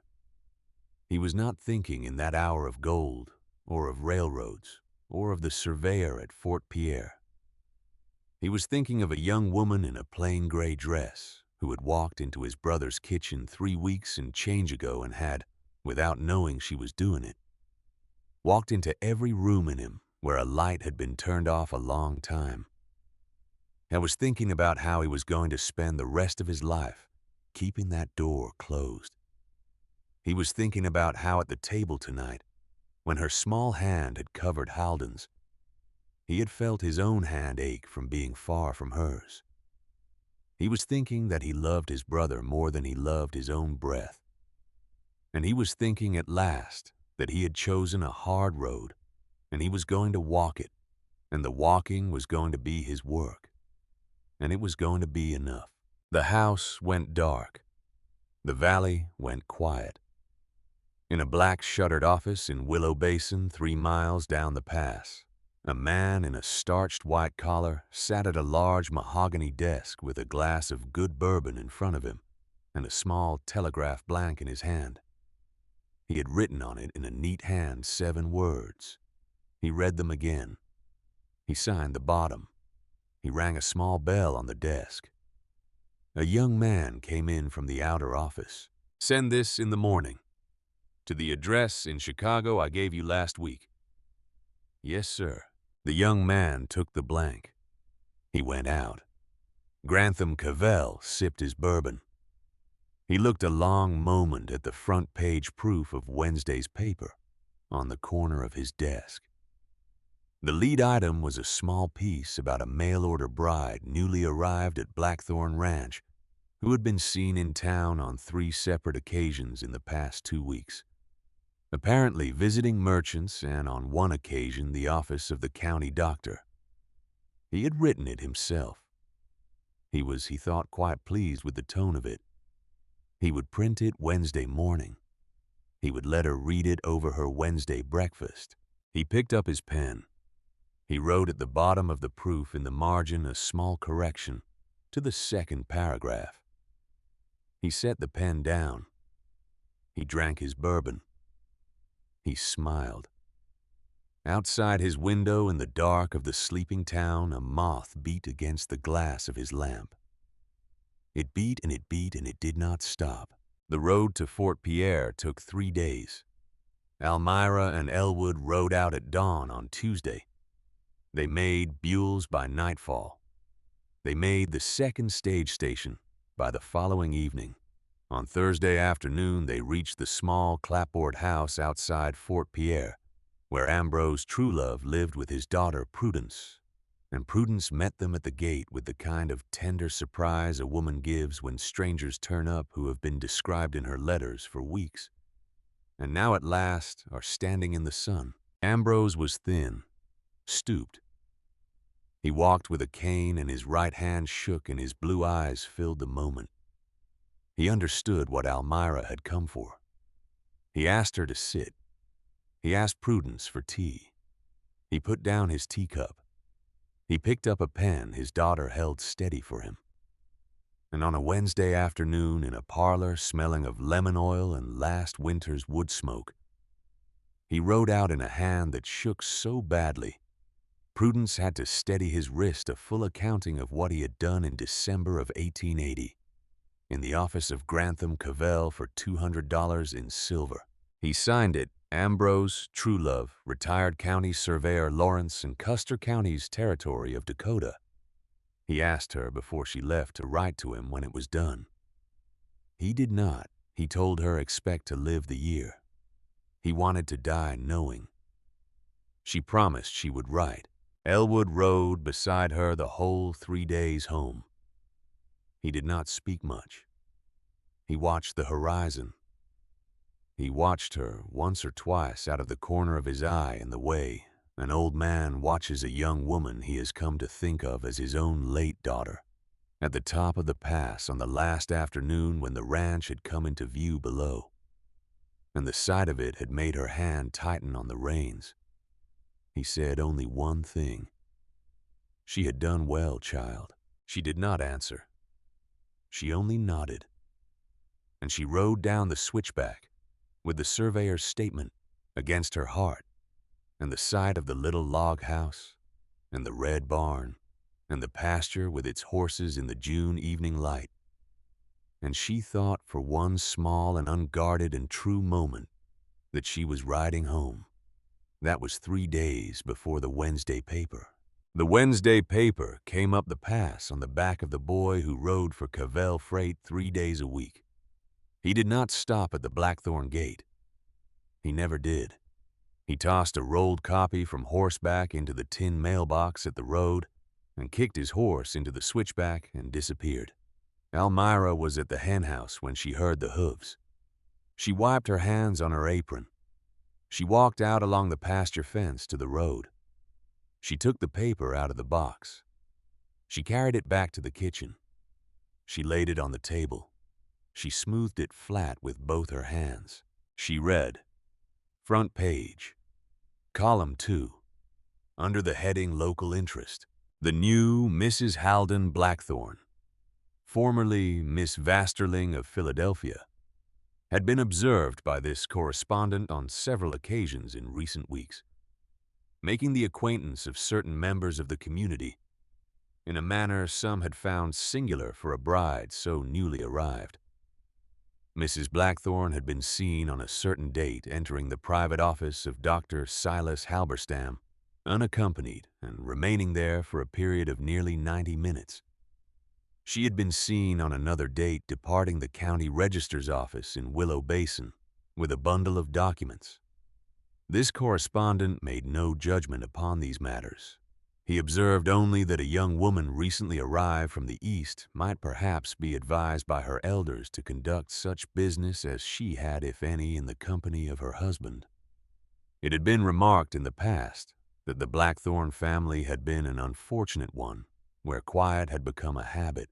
Perhaps a young bride would find greater peace in the traditions of this community if she did not follow so entirely in her husband's footsteps. She read it once with her hand at her mouth. She read it twice with her hand flat on the tabletop.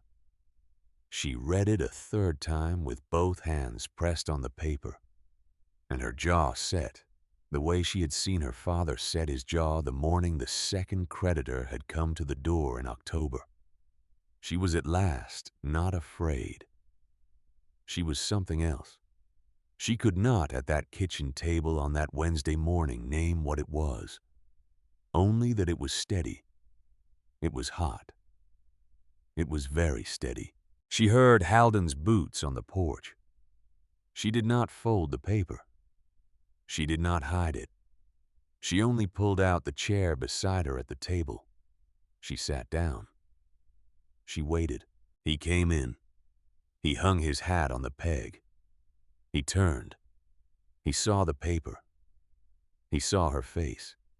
He came to the table. He sat. He read the column once. He set the paper down. He looked at the pasture through the window. He did what she had watched him do 100 small times over 5 weeks. He breathed once, twice. He was about to put the thing away. He was about to fold it up and carry it inside him in the place he had kept things 4 years. She reached out. She took the paper out from under his hand. Halden. He looked. I had written this, she told him, because he was afraid. This was a man who had printed anything he liked in this valley 6 years, and was now suddenly this Wednesday writing a small, mean column about a bride he had met once. He had not done this a month ago. He was doing it this morning, because she had gone to see the doctor, because she had gone to the register, because she had made him blink at the gate on Wednesday. He had blinked, and now he had spent his own newspaper on her, which was what a man did when he was out of the smarter things to do. Halden looked at her a long moment. She saw at the corner of his mouth the smallest movement, not a smile, the idea of a smile, a memory of one. He heard her. Then get up. He got up. Where were they going? Nowhere yet. First, she would write a letter to the Reverend Ainsley. Then, she would write a letter to the coroner of Deadwood. Then she would finish the pie for supper, because Elwood was coming for a plate at 6. And then they would plan, because they were going to Deadwood on Monday, all 3 of them. And they were going to walk into that courthouse in a body and lay a great many pieces of paper on the desk of the coroner of Lawrence County. And by the time Grantham Cavell woke up on Tuesday, there would be a coroner's inquest on the books. And by the time he opened the Wednesday paper next week, he would be, God willing, reading about himself. He had never heard her voice go quite like that. It was not the voice of a bride. It was not the voice of a young woman fresh off the train at Deadwood Junction with her Bible in her lap. It was the voice of a woman 5 weeks and change into a life she had not asked for and had decided somewhere on the road home from Fort Pierre that she was going to keep. He nodded once, slow. Yes, ma'am. She wrote the letter to the Reverend before dinner. She wrote the letter to the coroner of Deadwood after dinner. She wrote it 3 times. She wrote it once too long. She wrote it once too short. She wrote it the 3rd time exactly as she meant it. It said her name. It said her husband's name.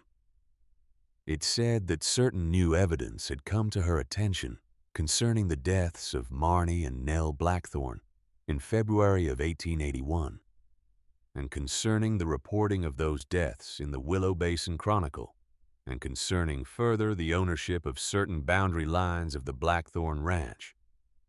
It said she would present herself at the office of the coroner on Monday morning at 9 o'clock.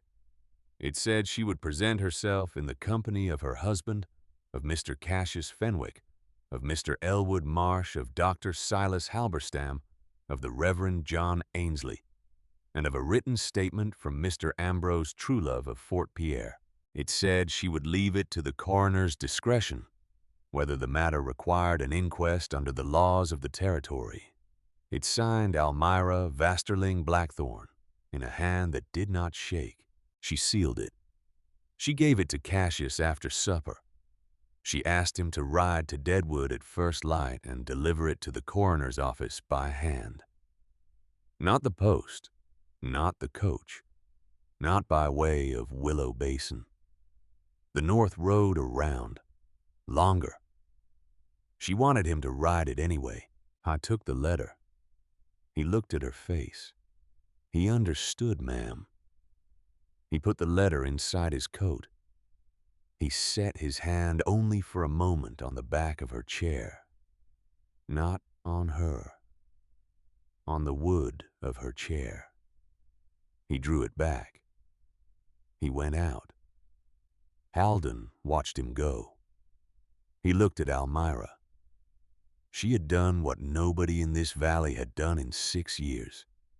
She had not done anything yet. She had written 2 letters. She had made a pie. He almost laughed. Almost. He caught it. He picked up his coffee. He drank it. Over the rim, he told her again. She had made a rich man write a stupid column. That was a beginning. Then let us make him do more. Cassius rode out at 4 in the morning. He was back before dusk on Saturday. He came into the kitchen with dust on his coat and a folded envelope in his hand. He gave it to Almira. He did not sit down. He stood at the window and drank a cup of water in one long swallow and set the cup down and put both his hands flat on the counter, and only then let out a breath. She opened the envelope. 1 page. Addressed to Mrs. Halden Blackthorne. Signed by Herman Lusser, coroner of Lawrence County Territory of Dakota. The coroner had reviewed her letter with the utmost seriousness. He considered the matter of grave public interest. An inquest jury of 6 respectable men of the county would be convened on Thursday of the following week in the courtroom above his office, and all named parties were requested to attend. Further, and it was underlined, a summons for the attendance of Mr. Grantham Cavell, publisher of the Willow Basin Chronicle, would be issued on Monday morning. Almira read the letter. She set it down. She looked at Halden. Halden was standing behind her chair. He read over her shoulder. He read the whole page. He straightened. He put his hand for a small and clumsy and unrehearsed moment on the crown of her head. He rested it there. It was the first time he had touched her hair. He did not stroke it. He did not press. He only rested his hand on the top of her head, as if she were something small and precious, and possibly holy. Then he lifted his hand. He walked out of the kitchen and out onto the porch. and he did not come back in for 20 minutes. Cassius did not turn from the window. She saw the muscle move once at the hinge of his jaw. "Cassius," she said quietly. "Ma'am." She thanked him. He told her she had not needed to. She knew she had not needed to. He turned from the window. He looked at her once. He looked at her the way a man looks at a thing he has already put behind glass. He nodded. He picked up his hat off the table and he went out the back door. And he did not that evening come in for supper. She let him go. Some griefs she was learning were their owners to keep. She could not carry his for him. She could only, and this was all she could offer any man in that house, not lie about her own. Monday morning was cold for June. There was mist on the pasture at dawn. There was frost on the barn roof. Almira dressed in her blue Sunday dress.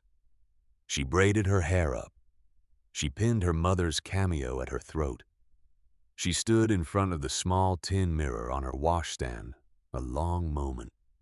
She told the mirror quietly that Almira Vasterling Blackthorne was going to a courthouse on a Monday and would kindly stop shaking. She stopped shaking. She went down. Halden had shaved.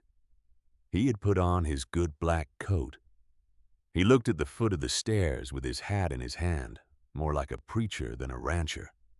Cassius wore his same black string tie, tied with the same small, careful crease of concentration at his brow. Elwood Marsh was already at the table. He had ridden over before dawn. He drank his coffee. He nodded to her once. He did not speak. Dr. Halberstam and the Reverend Ainsley were to meet them at the coroner's office in Deadwood at 9. They rode out at 6. The road down was long. Halden drove. Almira sat beside him. Cassius rode alongside on the chestnut mare. Elwood rode ahead on his old gray. Nobody spoke very much. There was nothing left to say that had not been said Saturday night at the kitchen table over the second pot of coffee. There was only the road and the June light and the mountains going by and the small hard center inside Almira's chest where she had put every scrap of paper she had gathered in 6 weeks and had not in 6 weeks let go of once. They reached Deadwood a little before 9. Deadwood was not Willow Basin. 3 times the size. 4 saloons and 2 banks and a bakery and a Chinese laundry and a livery stable that took up half a block. A courthouse. The courthouse was made of quarried stone and had a small clock tower with a bell. The bell was ringing 9 as they rode up. The coroner met them on the courthouse steps. Herman Lusser was a heavy man of about 60 with gray side whiskers and a black frock coat and a stern, kind face. He shook Halden's hand. He shook Almira's hand. He shook Elwood's hand. He turned. He led them up the stone steps and through the door and up a flight of wooden stairs to the courtroom on the 2nd floor. Dr. Halberstam and the Reverend Ainsley were already there. So was a small round man with wire spectacles and a stack of ledgers whom the coroner introduced as the clerk of the county register. So was at the far end of the courtroom near the tall window a man Almira had never seen before, and a woman on his arm. The man was thin and stooped. He walked with a cane. His hair was pure white. His right hand shook. The woman beside him had his same blue eyes and his same long face, and she was holding his elbow with such attention that it was clear she had held it in exactly that way through every doorway of his life. For the last 20 years, Ambrose Truelove had come. Almira had not thought he would. She had thought his statement would come without him. She had ridden in expecting to hand the coroner a folded piece of paper and let the paper speak for a man too weak to travel. He had come. She crossed the courtroom to him. She took his shaking free hand in both of hers. Quietly, only to him she told him he had not had to. He looked at her. His blue eyes filled. Child. He had carried this 5 years. Every night when he could not sleep, and every morning when he could not eat. He would not let a young woman carry it into a courtroom for him. Not on a Monday. Not on any day. He had come the road on the train sitting up with his daughter beside him. He was here. He wanted to lay it down. She squeezed his hand. She looked at his daughter. She could not at that moment speak. She only nodded. The daughter whose name she would learn was Prudence nodded back. The coroner cleared his throat. He called the courtroom to order. He said that this was a hearing to determine whether an inquest was warranted into the deaths of Marnie Blackthorne and Nell Blackthorne of the Blackthorne Ranch, Willow Basin, in February of 1881, and further into related matters concerning the reporting of those deaths and the boundary survey of the Blackthorne Ranch of December of 1880. He said Mr. Grantham Cavell of the Willow Basin Chronicle had been summoned. He said Mr. Cavell had at 7 that morning sent word he had been detained on business in Cheyenne and would present himself on Thursday when the full inquest jury was to be convened. He considered that answer accepted. Almira did not at that moment believe Grantham Cavell was in Cheyenne. She did not say so. She only sat where the coroner had set her at the long oak table in the front of the courtroom between Halden and Elwood. She folded her hands. She waited. "Lusser," called Dr. Halberstam first. The doctor stood. He came forward. He was sworn in. He spoke for 1 hour.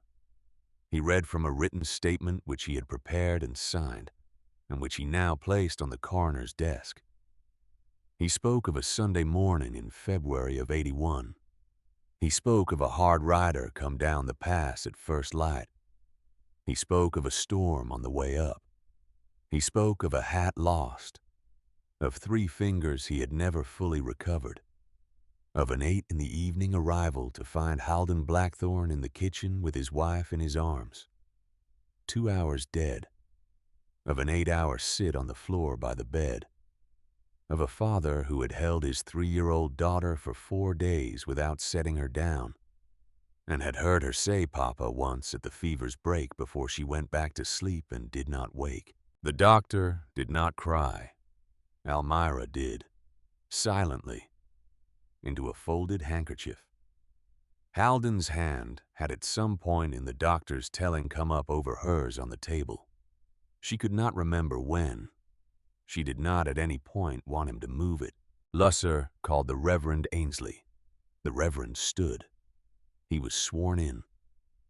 He spoke for 20 minutes. He said he had known Halden Blackthorne 12 years. He said he had baptized Nell Blackthorne in the little white church 3 months after her birth. He said he had buried both Marnie and Nell in February of '81 with his own hands. He said he had 4 days after those burials seen with his own eyes the front page of the Willow Basin Chronicle. He said he had 3 days after that been visited in the parsonage by Mr. Grantham Cavell, who had offered to double the annual pledge of the Chronicle to the church, if the Reverend would consider for the good of the community allowing certain matters to lie unspoken. He said he had accepted the pledge. He said he had allowed the matters to lie. He said he had done that for 4 years. And it had been of all the sins of his life the one he most bitterly regretted, and he was now placing that regret on the record of Lawrence County. And he was placing it there under oath. The courtroom was very quiet. Halden had put his face down against his other hand. He did not lift his head. Almira did not move her hand from under his. Lusser called Elwood Marsh. Elwood stood. He was sworn in. He spoke for half an hour.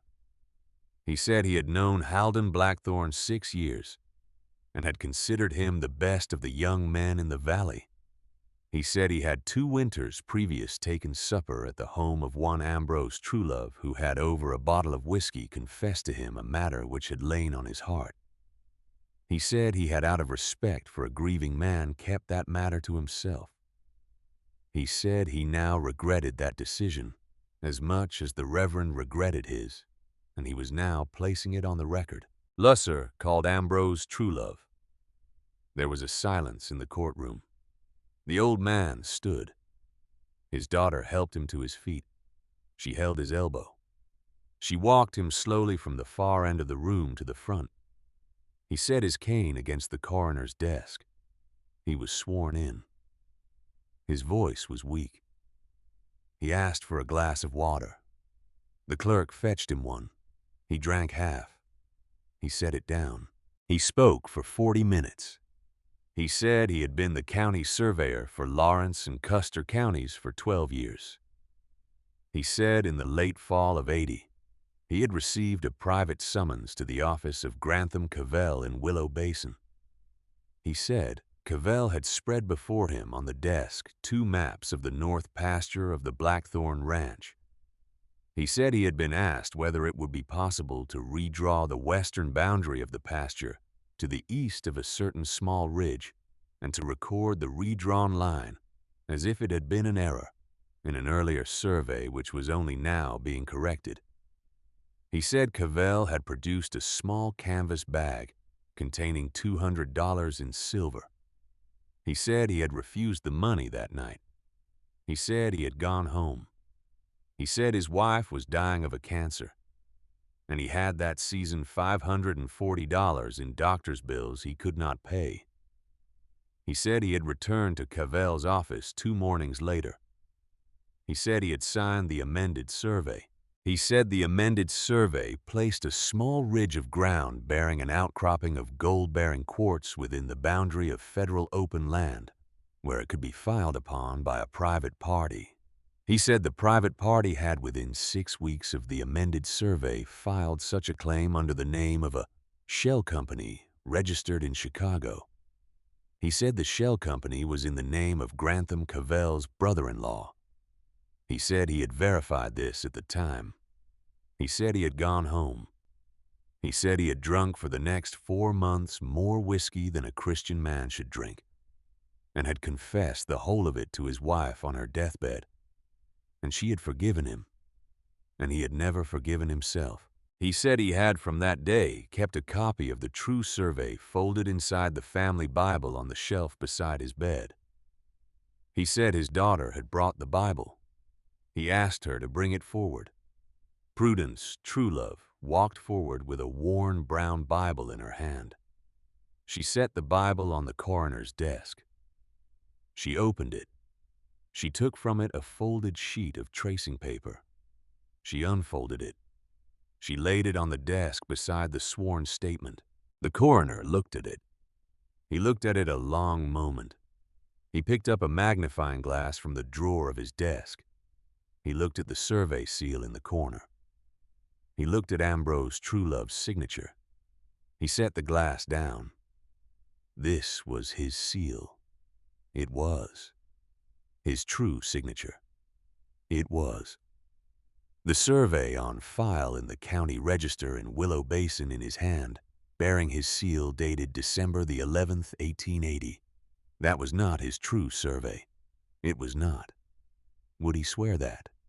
He had. Would he swear it again? The old man's shaking hand lifted. He set it palm down on the true survey, on the head of his wife, and on the head of his daughter beside him. That was the true line of the north pasture of the Blackthorn Ranch. The line on file in Willow Basin was a lie he had signed for $200 in silver in December of 1880. God forgive him. He was done with it. The courtroom was still. Lusser turned in his chair. He looked at the clerk of the county register. The clerk stood. He walked forward with a heavy leather book. He set it on the desk. He opened it to a marked page. He laid it beside the true survey. The coroner looked at the 2 documents side by side. He looked at them a long moment. Then he ordered the inquest jury convened Thursday morning at 10. 6 respectable men of the county, He wanted Cavell served with a fresh summons this afternoon by 2 deputies. Not the mail, not the coach. 2 deputies. He wanted him in this courtroom Thursday at 10, or he wanted a bench warrant on his desk by noon. He looked at Almira. Mrs. Blackthorne. Yes, sir. She would testify Thursday morning. Yes, sir. She was to bring the newspaper column from Wednesday's issue. Bring her husband's account book. Bring anything else she had gathered these 5 weeks. He wanted the whole of it in one place on one Thursday morning. Did she understand him? She understood him. He nodded once. He struck his desk with the small wooden gavel. They were adjourned. They walked out of the courthouse in a body.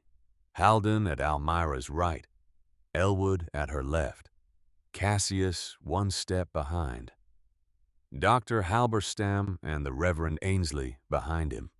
Prudence Truelove came out on her father's arm and paused on the top step, and Almira turned to her, and Prudence, without a word, opened her arms. Almira went into them. She had not been held by a woman not her mother since October. Prudence held her a long moment. She was a small, strong woman, with the smell of clean linen on her collar.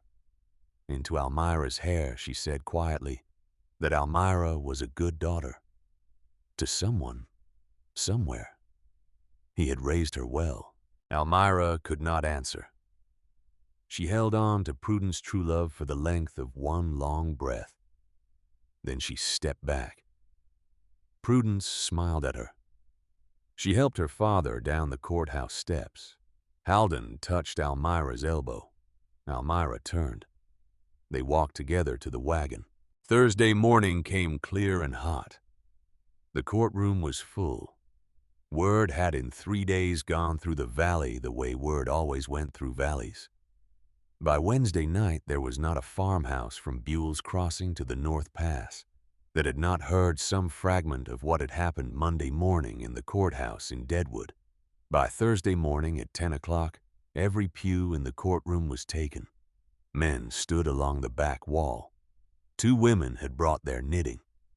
The clerk had brought out extra chairs from the coroner's office and set them against the side wall. The tall windows were open. The bell in the clock tower had just finished ringing. Grantham Cavell sat at the far end of the front table. He had not in the end gone to Cheyenne. He had been served in his office at 3 on Monday afternoon by 2 deputies. He had reported to the courthouse at 9 on Thursday morning as ordered. He had brought a lawyer. The lawyer was thin and clean-shaven and wore a gray coat and sat beside Cavell with a leather portfolio open in his lap. Cavell wore his black frock coat and his starched white collar and his black cravat. His hair had been oiled. His mustache had been waxed. He looked at 9:45 that morning exactly like the man who had climbed out of the black buggy in the Blackthorn yard 4 weeks before. He did not look at 10 past 10, quite the same. The coroner called the inquest jury. 6 men, 2 ranchers, a blacksmith, a schoolteacher from a district 3 hours south, a minister from a congregation Almira did not know, a dry goods merchant from Deadwood, all white men, all of an age and standing acceptable under the territory law of 1885. They were sworn. Lusser called the doctor. The doctor read his statement. Lusser called the reverend. The reverend read his. Lusser called Elwood. Elwood spoke his piece. Lusser called the clerk of the register. The clerk laid before the jury the survey book and the true survey folded from Ambrose Truelove's family Bible. Lusser called Ambrose Truelove. The old man stood. He was helped forward by his daughter. He was sworn in. He said again what he had said Monday. His voice was weaker Thursday than it had been Monday. Almira could see in the way his hand shook on the cane that he had spent Wednesday very poorly. but his blue eyes held. He said the words. He laid his shaking hand on the true survey, again on the head of his wife and the head of his daughter. The line on file in Willow Basin was a lie. He sat down. Prudence held his hand. Lusser called Almira Blackthorn. She stood. She had not, in her 21 years, ever stood in a courtroom before. She had not, in her 21 years, ever stood in front of a room of 90 strangers. Her legs, when she stood, were water. She held onto the edge of the table for the length of one breath. Halden's hand brushed her lower back. Just once. Just the smallest touch. Just so she would know he was there. She let go of the table. She walked to the witness chair. She sat. She was sworn. Lusser asked her in her own words, from her first day in this territory to today, to tell the jury what she had found. She looked at the 6 jurymen. She looked at Cavell. Cavell did not this time smile. She began. She began with the train at Deadwood Junction on the 7th of May.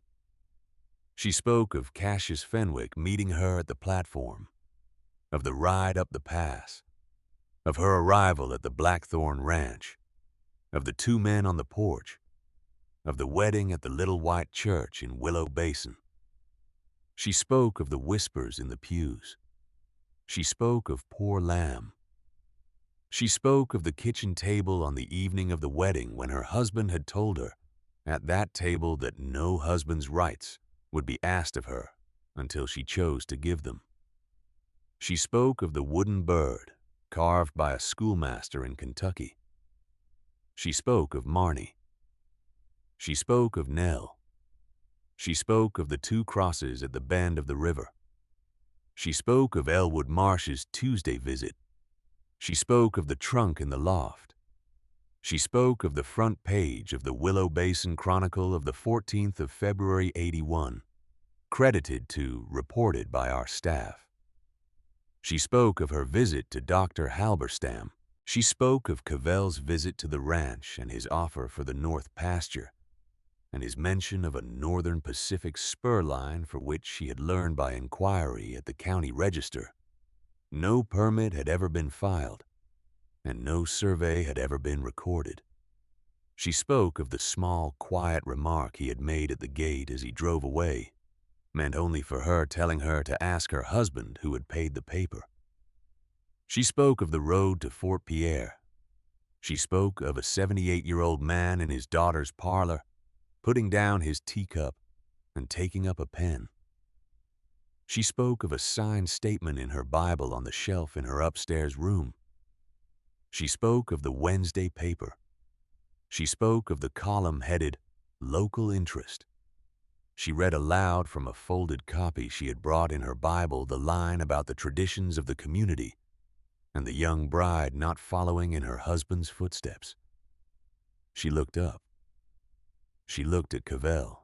Quietly, she told the courtroom she had not followed in her husband's footsteps. He did not have any.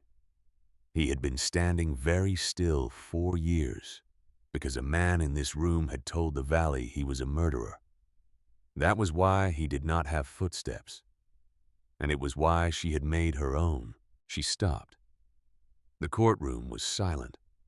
She waited a moment. She looked at the 6 jurymen. She said, that was what she had found, sirs. That was the whole of it. She placed it as she had been asked to do in their hands. She stood down. She walked back to her seat. Halden did not look at her as she sat down. He did not need to. He put his hand over hers on the table again, and this time he did not let go. Cavell's lawyer stood. He was thin, clean-shaven.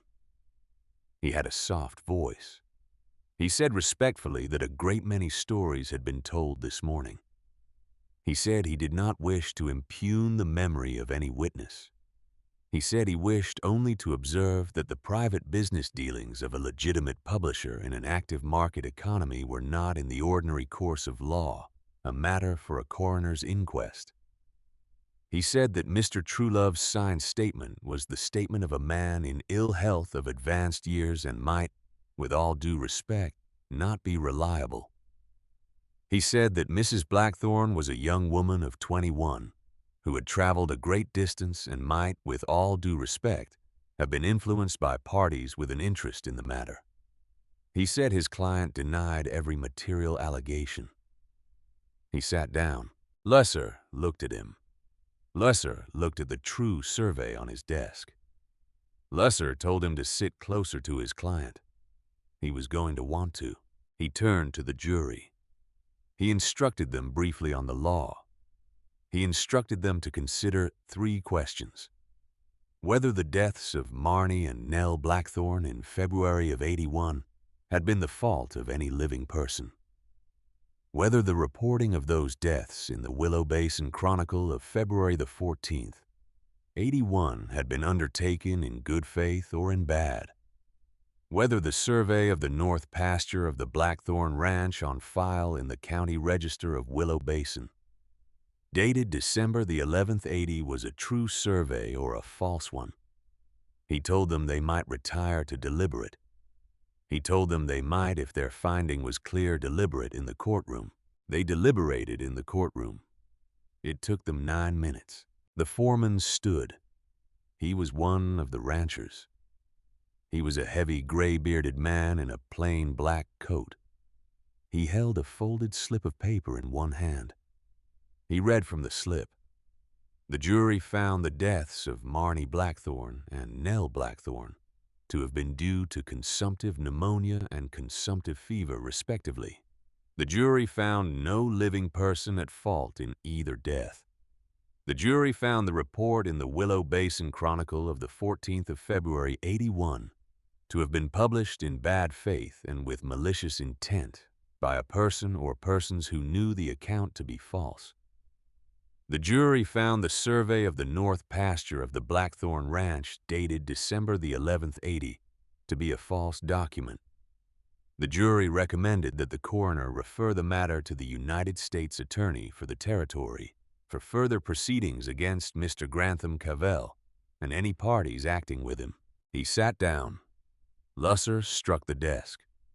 The courtroom did not at once react. And then it did. Not with a shout, not with applause, with a low sound from 90 people breathing out at once, a sound like wind at the top of a pass. The Reverend Ainsley put his hand over his face. Dr. Halberstam removed his spectacles and wiped them and put them on again. Ambrose Truelove sat with his eyes closed. Prudence held his hand.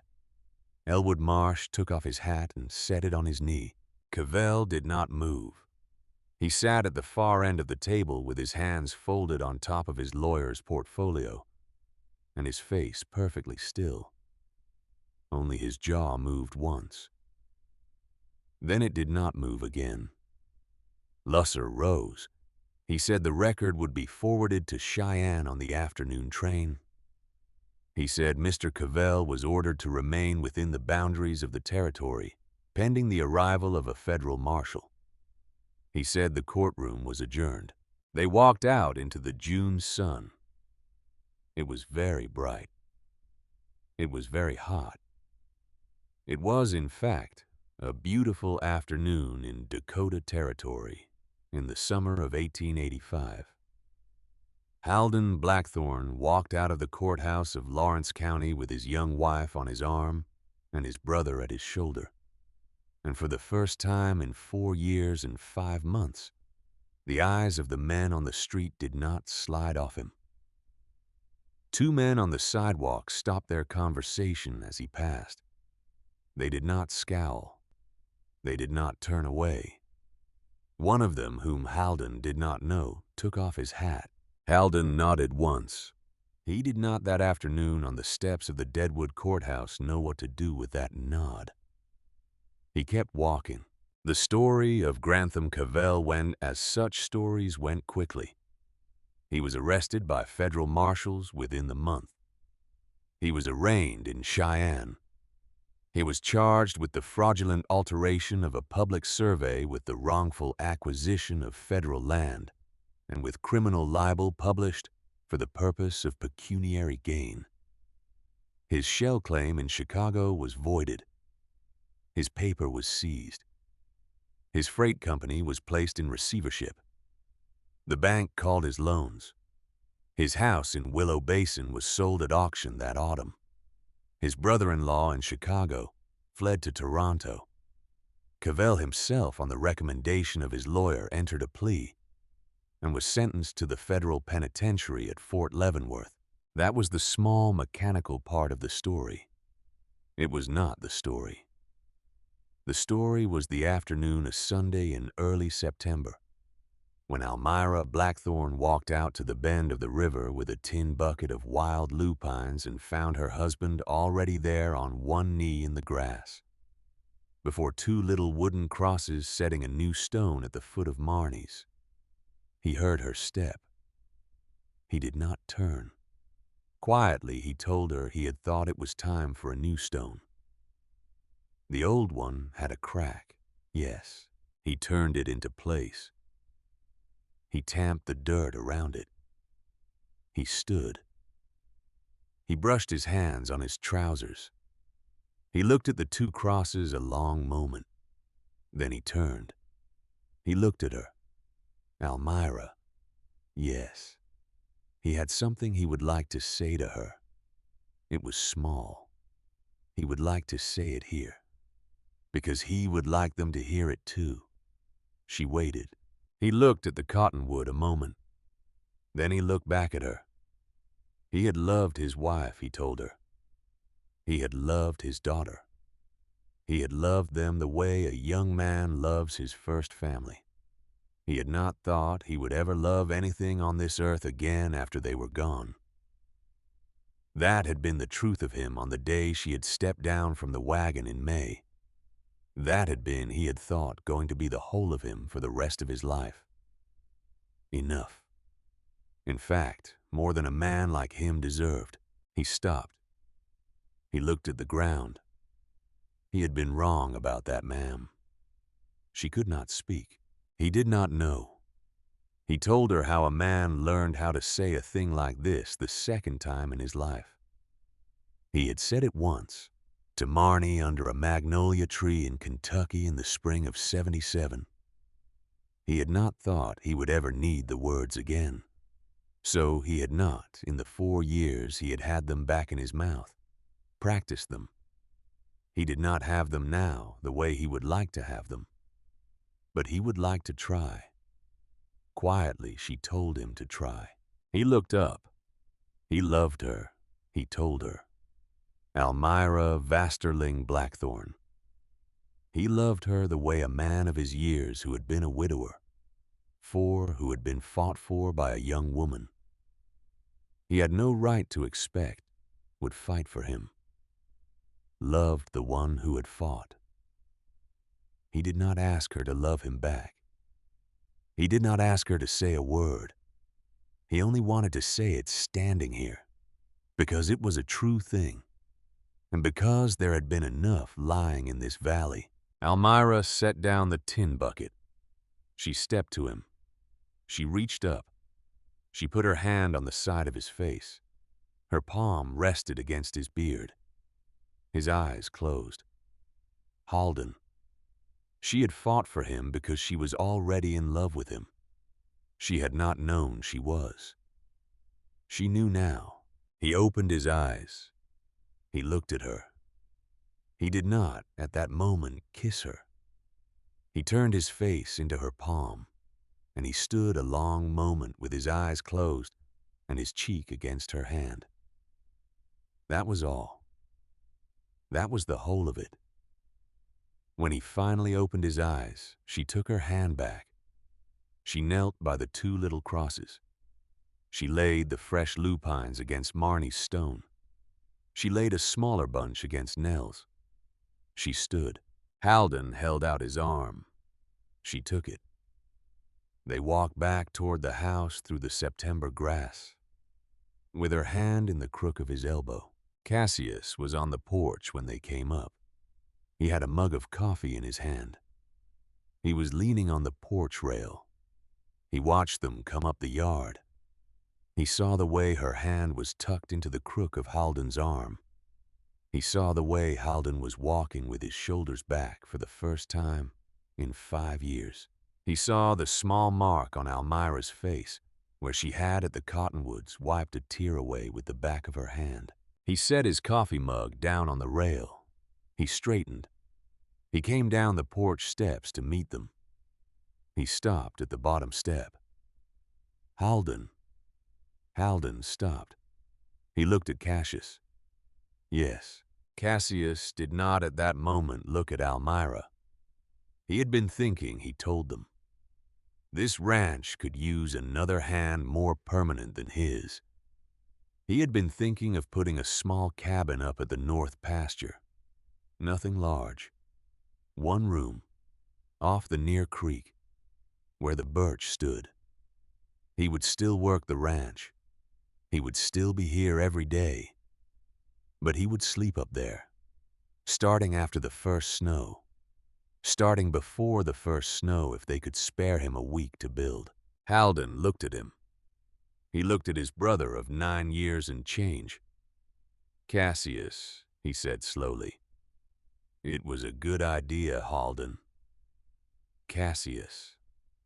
It was time, Cassius told him quietly. The right time. The good time. Halden should let him build the cabin. Halden looked at Almira. Almira looked at Cassius. Cassius at last looked at Almira. He looked at her for the length of one long breath. His pale eyes held. He did not in that look ask her anything. He did not in that look tell her anything. He only, and this she would remember all the years that followed, gave her a small nod. It was, and she understood it perfectly, both a blessing and a farewell to a thing that had never quite been. She nodded back. Halden's voice was rough. Cassius. He was not going anywhere. I was going up to the north pasture. He was not going farther. Where he could see the cabin light from his porch. Where Halden could ride up on any evening he liked. Where Halden's wife might bring him a plate on Sunday. And he might accept it, and he might come down and eat at their table Christmas and Easter. And any other day the door was open. He was not going anywhere. He was giving their marriage the room a marriage needed. That was all. Halden was very still. Cassius was his brother. I was his brother. That was why he was doing it. Halden looked at the porch boards. He looked at them a long moment. He looked at Almira. He looked at Cassius. In a voice small for such a big man, he said, "All right." Cassius stepped forward. He put his arms around Halden. He held him the way brothers hold each other when a thing that has been said quietly for a long time has at last been said aloud. Halden held him back. They held on longer than either of them 5 months ago would have held anything on a Sunday afternoon in September, on the porch of their own house. When they released, Cassius held Halden by the shoulders for a moment. He told him quietly to go on inside. He would see to the horses. He turned. He walked toward the barn. Halden watched him go. Almira watched him go.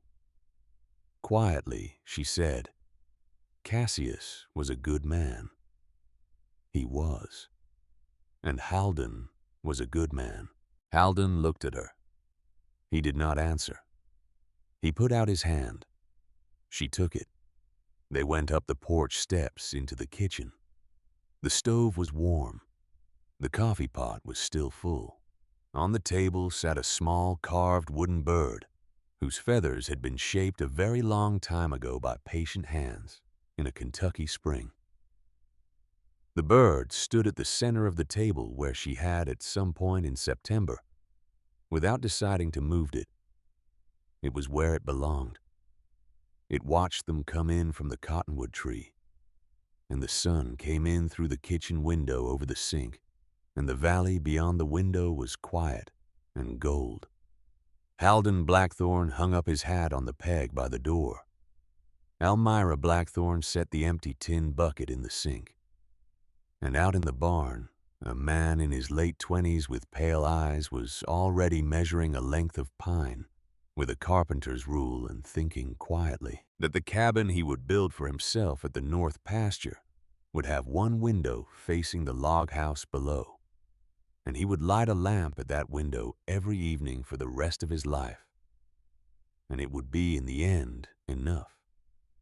And that was where the story of the Blackthorn Valley and the story of a young woman who had come off a train at Deadwood Junction on the 7th of May, believing herself sold, and of a big, quiet rancher who had been carried by nobody for 4 winters, and of a brother by choice who loved them both enough to walk a mile up the pass, to give them the room a marriage needs was quietly, and for the length of all the years that followed, and without one more word needing to be said, done.